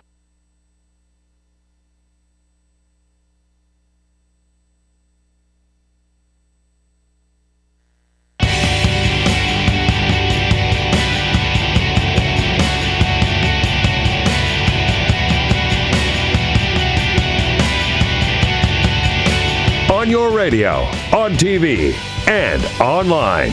This is The Bill Press Show. Here we go, 13 minutes now before the top of the hour. All right, I told you earlier, Alicia Cruz has her Carol Press scarf on this morning, as do I as well. But don't be jealous. You can get your own beautiful hand-woven scarves by Carol. Either bamboo or like this, rayon chenille, all various colors and patterns. You want to check it out. Remember, Hanukkah's coming next week. Remember, Christmas, not so far away. Time to think about a great gift for yourself or someone you love. Go to our website at BillPressShow.com and click on the link at the very top to Carol Press Scarves. You're in touch with her, see all her great work, and shop to your heart's content. So, President Obama, again, yesterday, it was I thought, a painful hour in the briefing room, but the president did what he had to do. Those of you in the Washington area can go online. The Washington Post, I think, sort of sums it up with their front page this morning. 6 photographs with President Obama, all different expressions and all different ways that he said, I'm sorry, I'm sorry, I'm sorry, I'm sorry, I'm sorry, I'm sorry. All right? Got it? Boom. And the president said, look, you're a knucklehead. You bought one of these plans. It's not worth crap, but you want to keep it. All right, you can keep the damn thing. People who have plans that predate the Affordable Care Act can keep those plans if they haven't changed. That was already in the law. That's what's called a grandfather clause. It was included in the law. Today, we're going to extend that principle both to people whose plans have changed since the law took effect, and to people who bought plans since the law took effect. And then the president jumped out to Cleveland, and he got back on, I think, what the focus has got to be, which the focus is not this few people who got a cancellation letter. The focus is all these people who could never afford insurance before, these millions and millions of Americans who now can go out thanks to the Affordable Care Act, thanks to the health exchanges, and get protection for their families. And the president said they're the ones we're fighting for. I want millions of Americans to make sure that they're not going broke when they get sick, and they can go to a doctor when their kid gets sick. And we're not apologizing for that. We are going to get this done. That's right. Going to get it done because that is the goal. That's what it's all about, and that's what we got to keep the focus on. Howard is calling from Mountain Hollywood, California. Hello, Howard. Thanks for being with us. What's your point? Hollywood, Florida. Oh, I'm sorry. My mistake, sorry. That was a mistake of Peter Ogburn. We will dock him half a day's pay for that, Howard. I'll just show myself out. I think Obama made one mistake. I like what he did because he took the main talking point away from the Republicans. Yeah, hopefully. Right. But I think he should have carried it one step further. He should have said that if the insurance commissioners of the state and the insurance companies give these people a hard time, we will put them on Medicare. Yeah. Well, boy, that's a sore point for me because I wish the whole thing had been just Medicare from the beginning, right? But anyway, that's another argument. That would have been it. But you raised an important point, Howard, which is for this to work, right, for what the president said to happen, the insurance commissioners of the various states and the insurance companies have to make it happen, right? So there is and that's not automatic. In fact, there are several stories today I've seen that some of the commissioners are saying, well, we're not sure we want to go along with this, Yeah. But say, okay, if you don't, we'll just accept these people as part of Medicare would have been a great solution. Good idea, Howard. Melody is calling from, I think it's Columbus, Ohio, but with Peter Could be Ogburn, Columbus, Georgia, whatever. I mean, Who knows? it could be Columbus, South Carolina, for all I know. Yeah. Hi, Melody. Hi. Hey, love your show. Thank you. Real quick, I just wanted to get the word out there. A lot of people don't realize, even if you have insurance through your job, if the price goes way up, if it's over 9.5% of your gross income, you can still shop on the exchanges. I didn't know that. That's an excellent point. So Yes, if you're we're gonna paying save too much, money. if you're paying too much for your job, you can go on the exchange and maybe get a cheaper plan and a better plan. We're going to, yes. I just haven't done it yet. We're waiting for the website to get fixed a little bit better. But okay, but you know that because you did go on the website and shop around?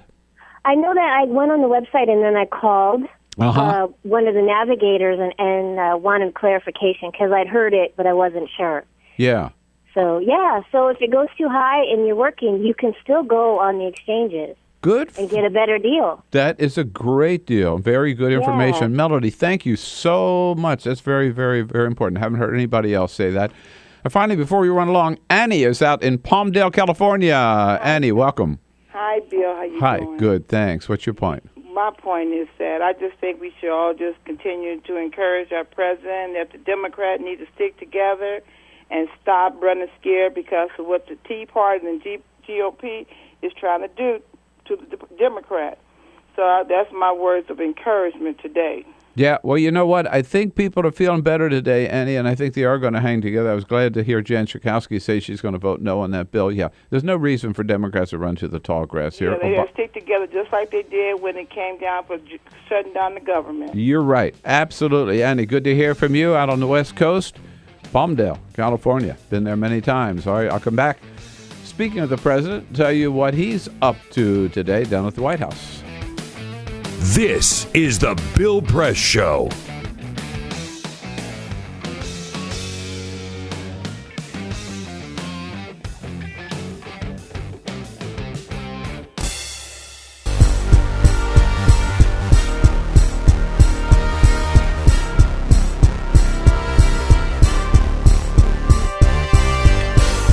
Okay, you ready for hour number 3? We got a lot more to talk about, so stay with us. I know you can't join us on Free Speech TV because they're going to go away, but you can continue to watch the video on TawkrTV, youtube.com/TawkrTV. Don't forget, it's TAWKR-TV at the top of the next hour. Our good friend Thom Hartmann, talk show host, he's got a new book out. Here it is, The Crash of 2016. He will join us, as well as Patrick Reis from the National Journal continue to talk about President Obama's apology on health care.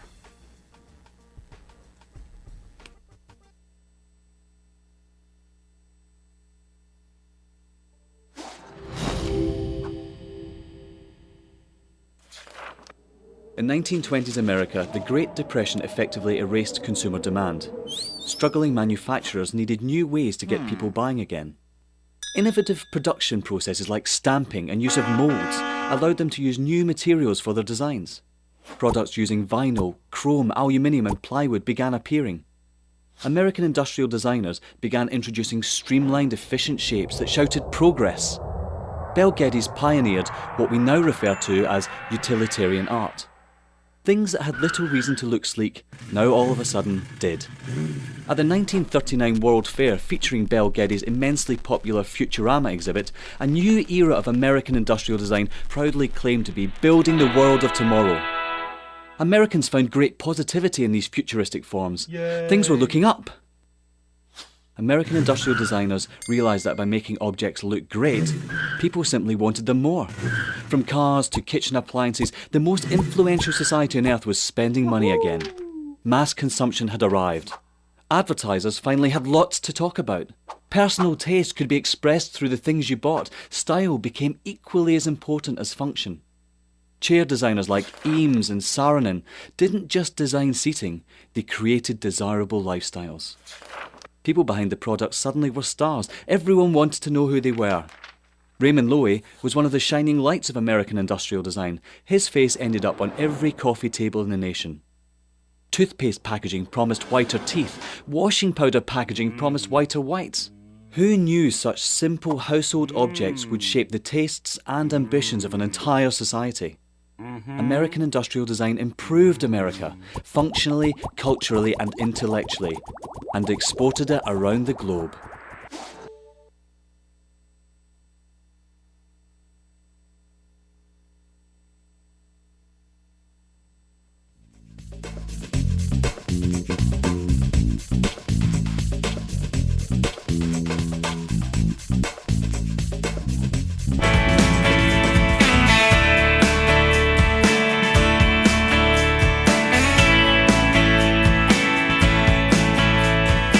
This is the Bill Press Show.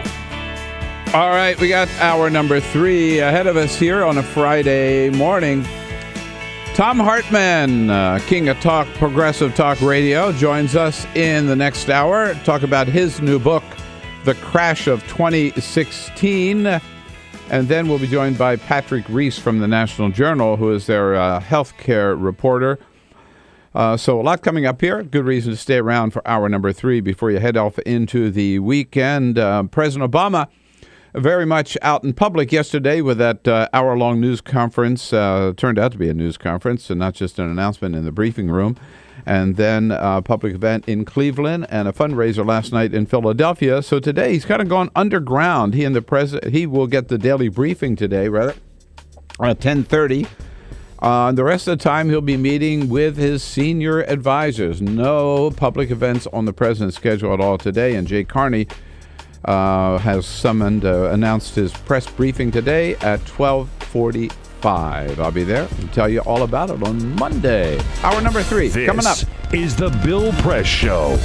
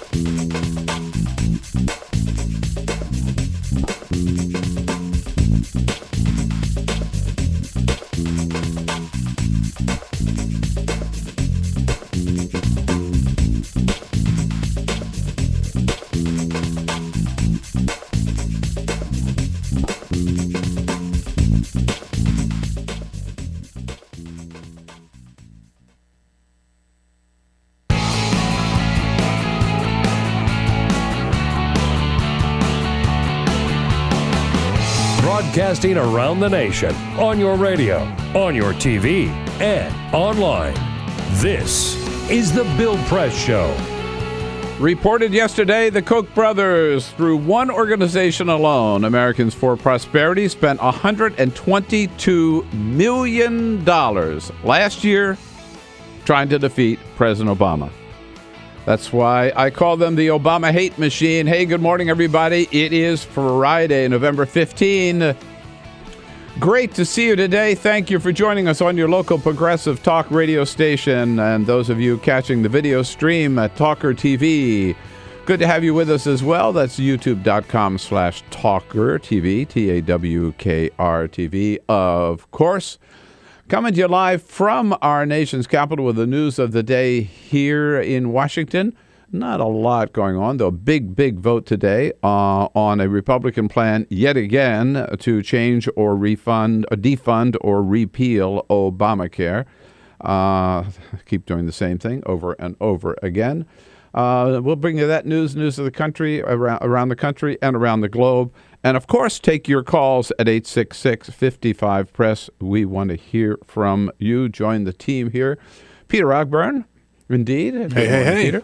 Alicia Cruz wearing her Cow Press scarf this morning, as am I. Alicia, do we have the same one on this morning? I don't know. We're getting... Looks like it. We're getting close. Oh, here. Fashion faux pas, you guys. No, it's a statement. This is our favorite one.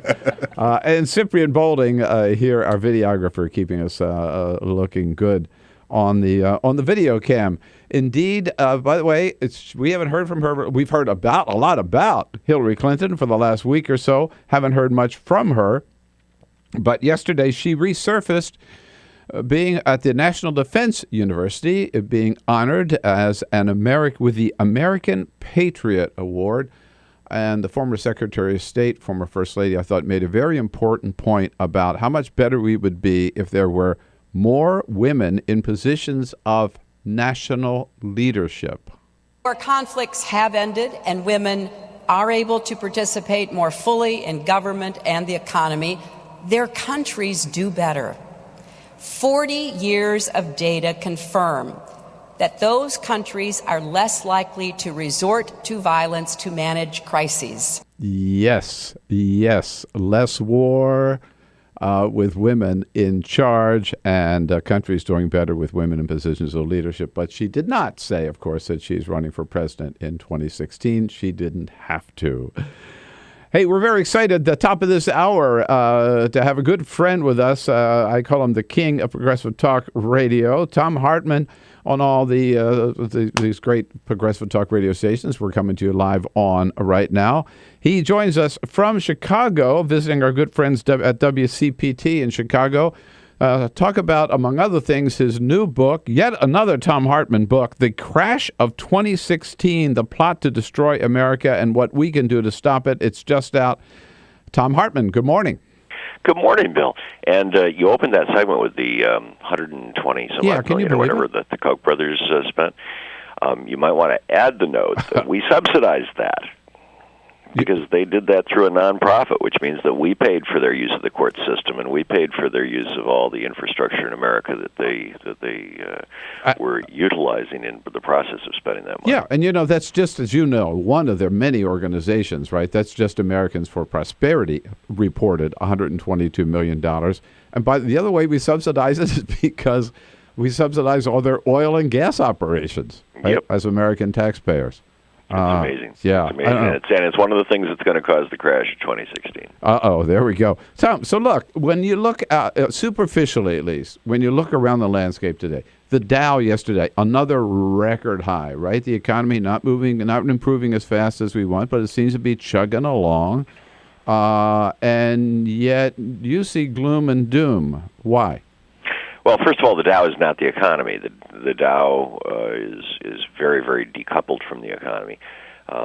Middle class people, working people, the wealth of the nation. If you look at the 99% or particularly the 95%, you see that the Dow has very little impact on them. Mm-hmm. And the vast majority of stocks are held by the top. In fact, virtually all stock in America is held by the top 20%, and the vast majority by the top 5%.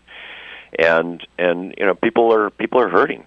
There has been 32 years of Reaganomics has hollowed out the core of this country and destroyed the middle class. And in the book we track that back to the Powell memo in I think it was 71 or 72.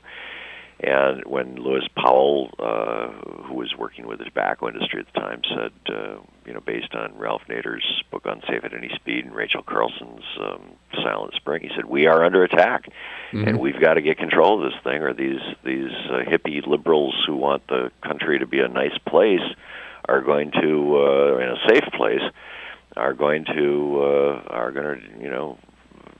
keep hassling us, and it's going to be expensive to do business, and we can't have that. Seatbelts, oh my God!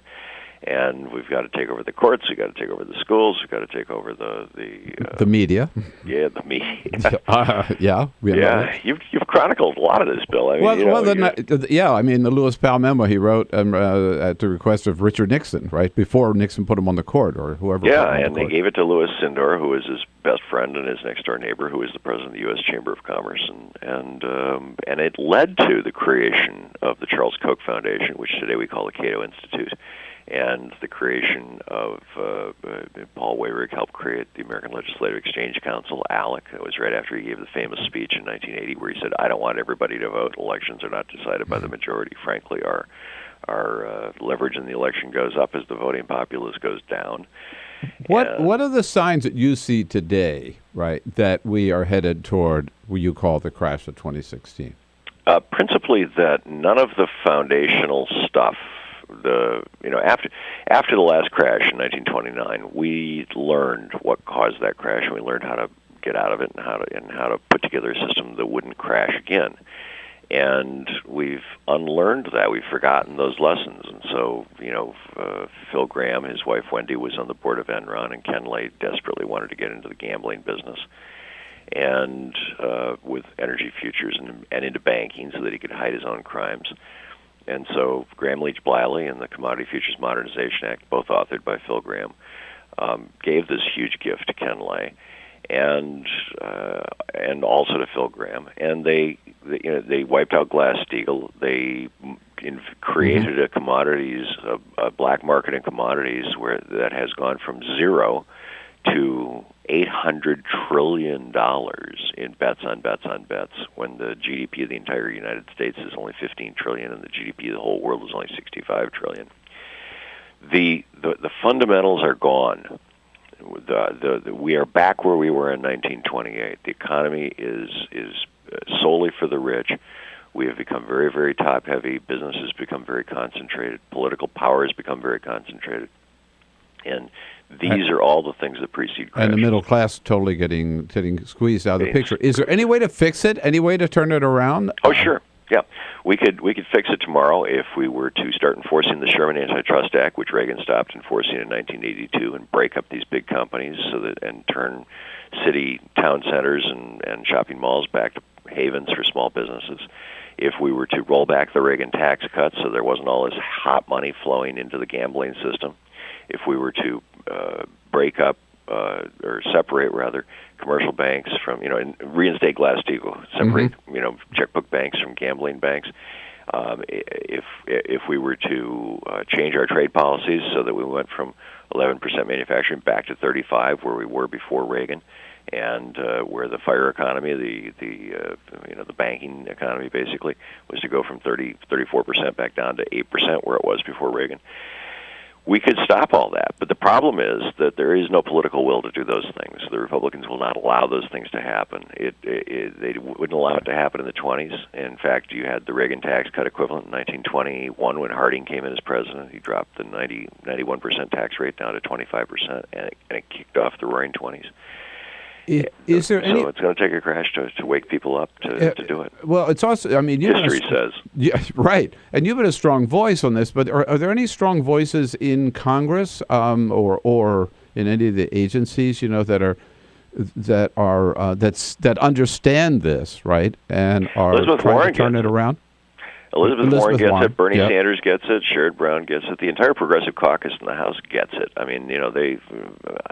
In fact, Bernie wrote a blurb for my book, for this book, The Crash of 2016. They get it. but they just don't. You can't. The Republicans are just it's what they're doing is they're sucking the marrow out of the bones. I mean, they ate the flesh, right? Yep. And then and now they're down to they're getting the last little bit. They took our home equity. They took we no longer even have equity in our cars. We rent them now. We call them leases. They've thrown our kids into $1 trillion in student debt. The average credit card debt in the United States is $27,000 per person.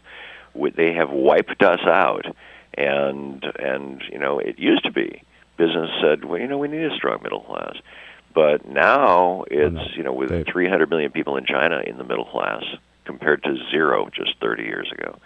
They're saying, we don't need the American middle class to sell things. We'll sell things elsewhere. All we need is trade agreements. What about Dodd-Frank? Does that help at all? Dodd-Frank is like a 25 to 35% fix of some of the damage that Phil Gramm did in the banking area. And only about 35 or 40% of the various provisions of Dodd-Frank have actually been put into place because the Republicans refuse to fund them, and they block appointments. And so, the regulations, they're still trying to, they're dragging their heels on those. Yeah. Right, sure. Yeah. So it's just a Band-Aid at best, I guess, huh? Yeah. In fact, what I say in the book is that we are already in the crash. The crash started in 2006 when the housing market, when the housing starts dropped 34%. Just like the great crash in the 20s started in 1927 when housing starts dropped 34%.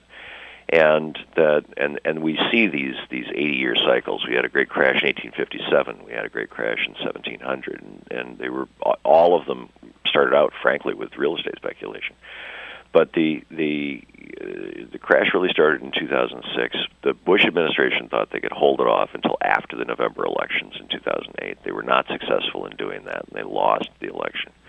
Obama came in, and he knew what the problems were. In fact, Nancy Pelosi passed some really good legislation that would have helped put this country back on track and could have prevented the crash of 2016. Yeah. Republicans filibustered in the Senate.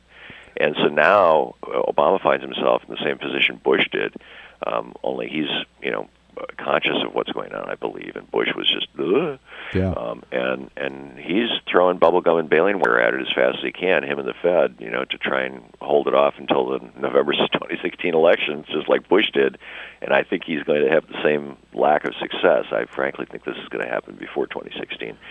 But that's the bad news. The good news is that every time one of these crashes has happened in American history, we've become a much more progressive nation as a result of it. Well, yeah, so it's something to look forward to there, but we have to go through hell first. Thom Hartmann, it's his latest book, The Crash of 2016, The Plot to Destroy America and What We Can Do to Stop It. Thom, I've lost track of how many votes the Republicans have taken in the House to repeal Obamacare, but I've also lost track of how many books Thom Hartmann has written. Is this number like 19 or something? It's 25. Get out of here. In print, yeah. Good for you. I've written about 35, but there's 10 of them that are like really bad novels. Well, next time I see you, you'll have to tell me how we find those. But well, congratulations and thank you for a very strong, powerful warning here in the crash of 2016. We'll have a link up on our website, of course, and you can get it through Amazon or any other place that you buy your fine books. Hopefully, your local independent bookseller. Thom, have fun in Chicago. Say hello to Fred Eichner and Charlie Gross and all of our friends at WCPT. I will do my very best. We'll see you back here in Washington. Thanks, Thom. All right. Thom Hartmann. You can catch him, of course, on your local Progressive Talk radio station every afternoon. This is the Bill Press Show.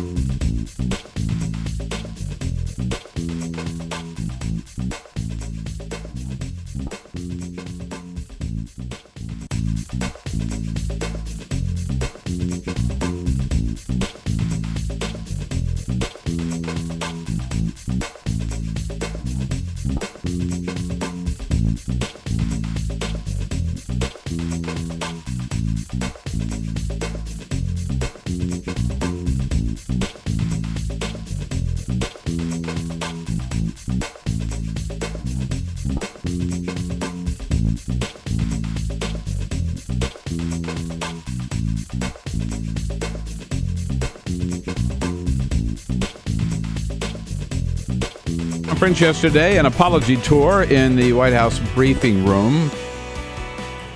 We will tell you all about it and talk about it with Patrick Reis, healthcare reporter for the National Journal, in the next half hour here, and take your calls on the Bill Press Show.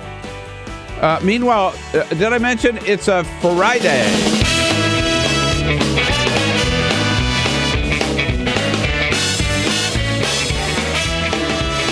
Oh, yeah, what we like to do on a Friday is take a quick look back at the week we just come through and pick out our favorite sound bites of the week and bring them to you.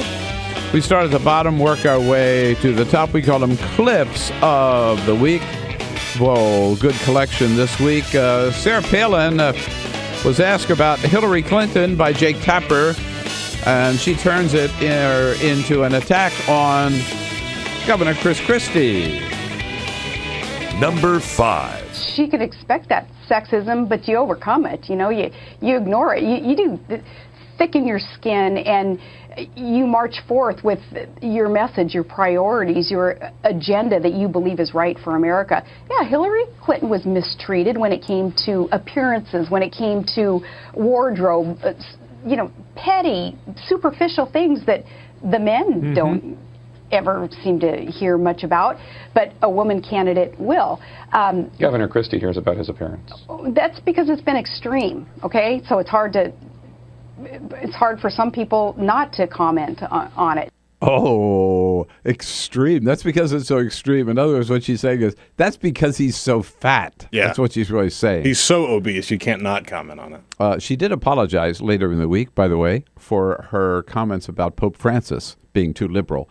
But she has not apologized for her comments about Chris Christie's weight. She didn't have to go there. John Boehner, he was asked, well, can you fix Obamacare or not? And John Boehner couldn't make up his mind, so he said both. Number 4. It's not about politics. These are about real people in our districts that are being harmed by Obamacare. It's time to fix this law. When you look at Obamacare, frankly, I don't think there's a way to fix it. There you go. Yeah, he said that, by the way, in the same news conference within like a minute of each other. The first, we have to fix it, and then he said there is no way to fix it. And today, of course, they have scheduled the 45th, 6th, 7th, or 8th vote to, in effect, repeal Obamacare. That vote in the House of Representatives this morning. Republicans will pass it. Democrats will vote no. It'll go nowhere in the Senate. Number 3, moving right along. Last weekend, big game between the Bengals and the Ravens. It's right down to the very last seconds of the fourth quarter. The Bengals are behind, and the quarterback decides to throw a Hail Mary pass. Number 3. Dalton heaves it down the right side toward the end zone. It is knocked up in the air. A.J. Green makes the catch. A deflected ball winds up in the hands of A.J. Green as the clock hits 0. A 52-yard Hail Mary is answered. As Andy I think they like it there in the Bengals, but in overtime, the Ravens went on to win. Yes, indeed, down in Midland, Texas, was something very unusual in the middle of the road, 911 call. Number 2. What's going on exactly? A kangaroo. There's on the road. In the middle of the roadway? Yeah, it's trying to cross the road back and forth. I almost ran over it. Almost ran over that kangaroo. And up in Toronto, Rob Ford over the top yesterday. He was asked about a rumor that he had once offered a sexual favor to a member of his female staff. He denied it in the most colorful language. Listen to reporters' reaction afterwards. Number 1. Oh, and the last thing was Olivia Gondak. It says that I wanted to eat her Olivia Gondak. I've never said that in my life to her. I would never do that. I'm happily married. I've got more than enough to eat at home. Thank you very much. Anything that was true. That's all right. That's all right. That's all right. Reporters can't believe it. Nobody can believe it. We might be going live. I love that guy. Oh, yeah, I love that guy. You know what? Up until this time, I just thought Rob Ford, kind of funny, let him stay in office. No, just get the hell out of there now. I mean, what a colossal embarrassment. He came out later and apologized for that remark. By the way, his wife was standing alongside of him when he apologized. What a creep. This is the Bill Press Show. For those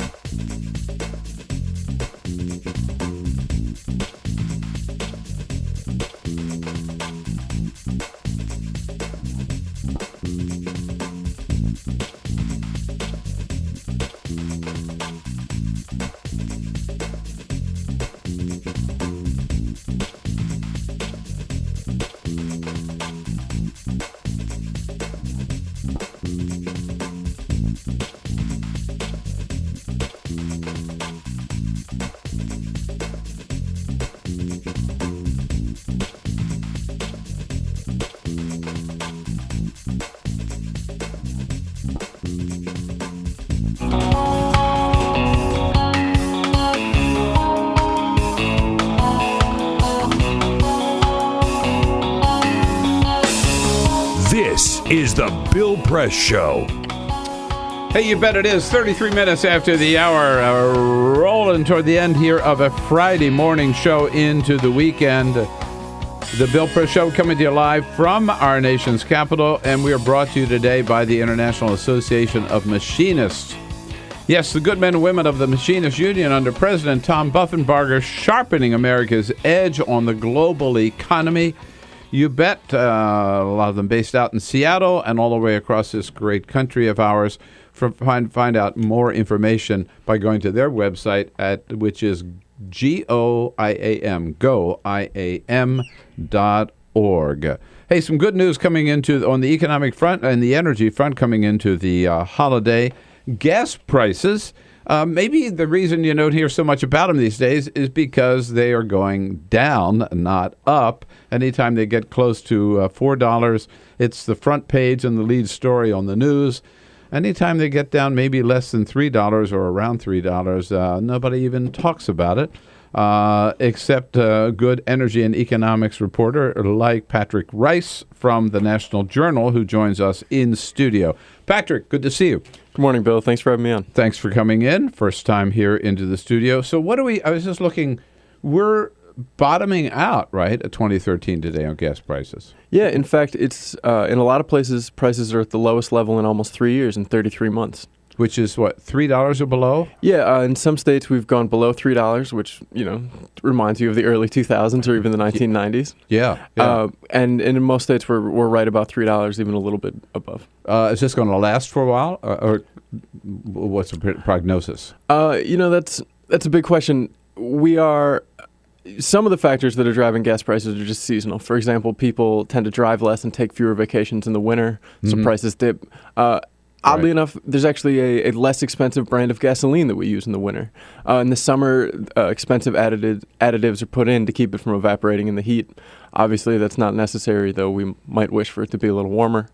Other factors, however, appear to be longer term. So does this mean that we're out of this cycle of gas prices up and down and we're going to level out, or do you think when we get to the spring we're going to have another peak?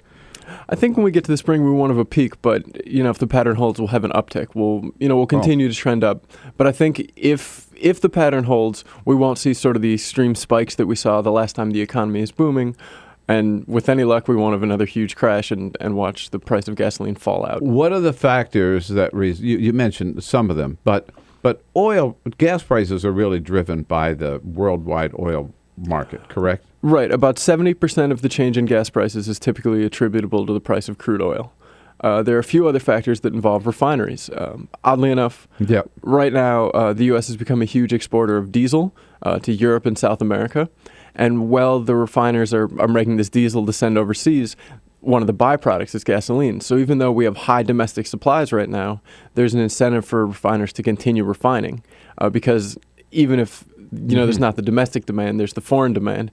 So you make this diesel, and then as a byproduct, you have something else to sell. It's sort of something for nothing from their perspective. So we can actually influence that market, right, with our production? We can. And increasingly, because we're becoming a larger player in exports and a larger domestic energy developer, we've sort of gotten some market leverage back. Whereas, if you remember in the 70s and when the oil embargo basically brought the economy to its knees, now that would still be a major blow, but we're slowly taking back some control of our own energy supply. We hear a lot of criticism of the Obama administration as being anti-business, anti-energy, anti-oil companies, not allowing, shutting things down after the oil spill and not allowing new drilling permits, everything. What's the truth about this? Well, it's somewhere in between. Certainly, the Obama administration hasn't been as permissive with energy development as its predecessor administration. But they don't want to open up Anwar, for example. Right. By the way, but on that point, we don't hear much about Anwar anymore, do we? Yeah, I think have given up on Anwar. I think there's sort of been a recognition that it was always kind of a press release issue, something to play to your base. If you're a conservative, you say, look. These people care more about caribou than they do about the price you're paying at the pump. And if you fall on the other end of the spectrum, you say, look, these people want to drill everywhere, even in one of the last pristine places. I think now that there's more energy development happening farther south and closer to people's minds, people have decided to stop debating a relatively small percent of our oil supply that is a long way from here. Hard to get, not much there, and a long way, right? And a long transportation cost and everything. There are a lot of high externalities there. So back to what the Obama administration has done. I saw Jay Carney proudly opened up one of our briefings early in the week, maybe it was Monday, by showing some charts that in October, for the first time in over 20 years, domestic production actually outpaced foreign imports in this country. Is that true, and why? It is true. The Energy Information Administration is, in my opinion, one of our government's finest agencies because they're totally nonpartisan. They tell it to you straight. If you get those numbers from them, you can trust them. And that's where that comes from. What is it called again? It's called the EIA, or Energy Information Administration. Where are they located? In Commerce or? Yeah, they're actually part of the. It's either Commerce or the Department of Energy. I believe it's the latter. Okay. Mm-hmm. And it's basically their whole job is to help American policymakers and the American people understand their energy what's situation going on, better. What the facts are. Yeah. And it's the rare government agency that wants to tell you more about what they're doing rather than less. It's a beautiful thing. I never heard of them before right now. So what they say is true. Now, why? In a word, technology. We've developed ways to access new deposits of shale oil and shale gas. The word is fracking, or the industry prefers hydraulic fracturing. Mm-hmm. And it is a technology that allows us to shoot chemicals deep into the earth and that frees up natural gas and shale oil, which then can then be brought to the surface. It's greatly increased our domestic production. Out east, we have the Marcellus Shale. In the Midwest, they have the Bakken Oil Formation, best known for its sort of centered in North Dakota, but it extends a lot farther than you'd think. Right. And these are vast reserves that before we either didn't know how or couldn't affordably develop, and with this new technology, now we can. But an environmental disaster, no? It is certainly not. That's a point of contention.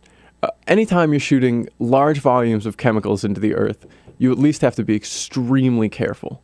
And there are a lot of people who believe that we're not being careful enough, that the risks are being downplayed. Other people see that as sort of a lot of hand-wringing over new technology.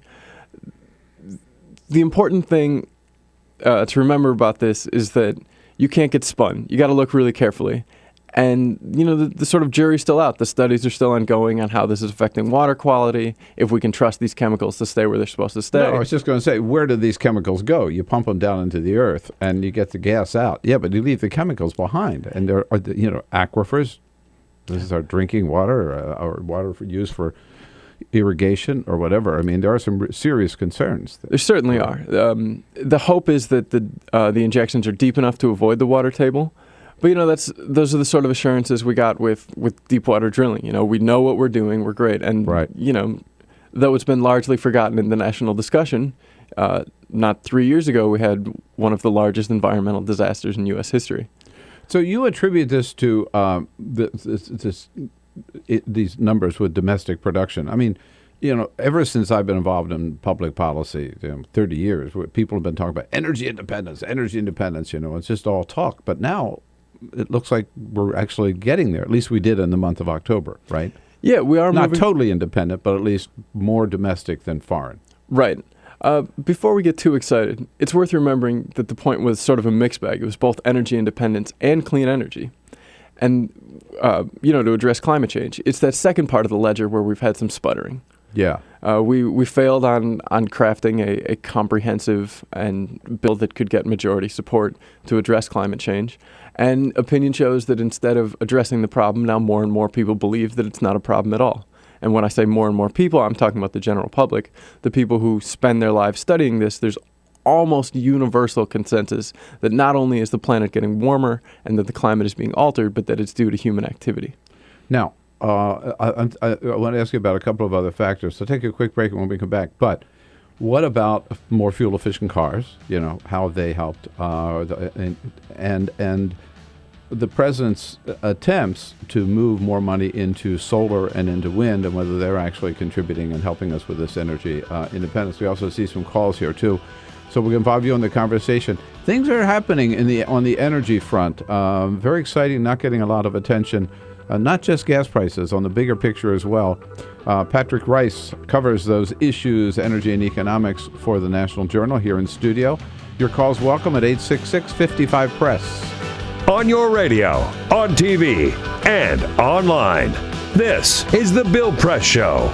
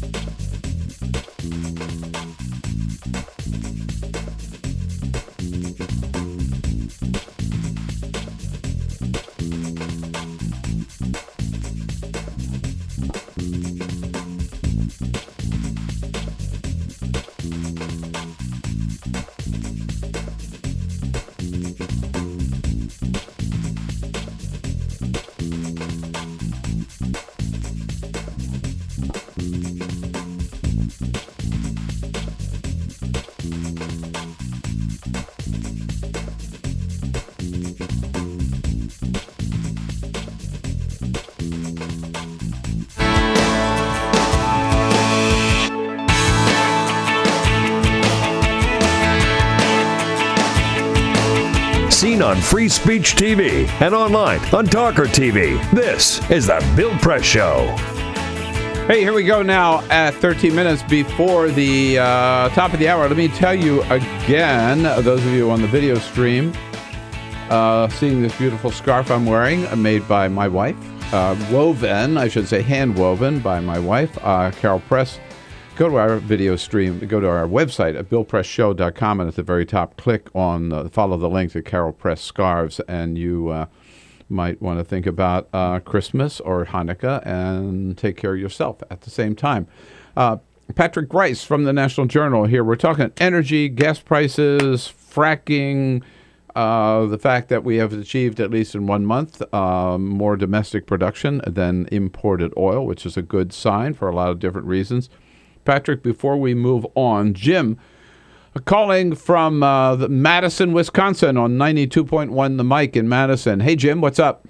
Good morning. Good morning. I was wondering what you think about this. Whenever gas prices start hitting $4 a gallon, the talk about going to a green economy and green fuel sources starts increasing. So what do you think that they're artificially deflating gas prices just to stop that talk from happening? Interesting question. Jim, take your answer on the air. You think that could be it, Patrick? The oil companies are definitely lowering prices, so we'll kind of forget about all this green energy stuff? On this one, I'm a believer that there's more chaos than conspiracy. I think the oil industry and sort of the fossil fuel industry in general is certainly, they see that as a welcome benefit, that this makes them, sort of the cheaper option, and it drives the discussion away from where we were. It's hard for me to see how they could all coordinate to simultaneously lower prices. It seems that somebody might, somebody might spill it, or particularly someone might see the benefit of lowering it a little further.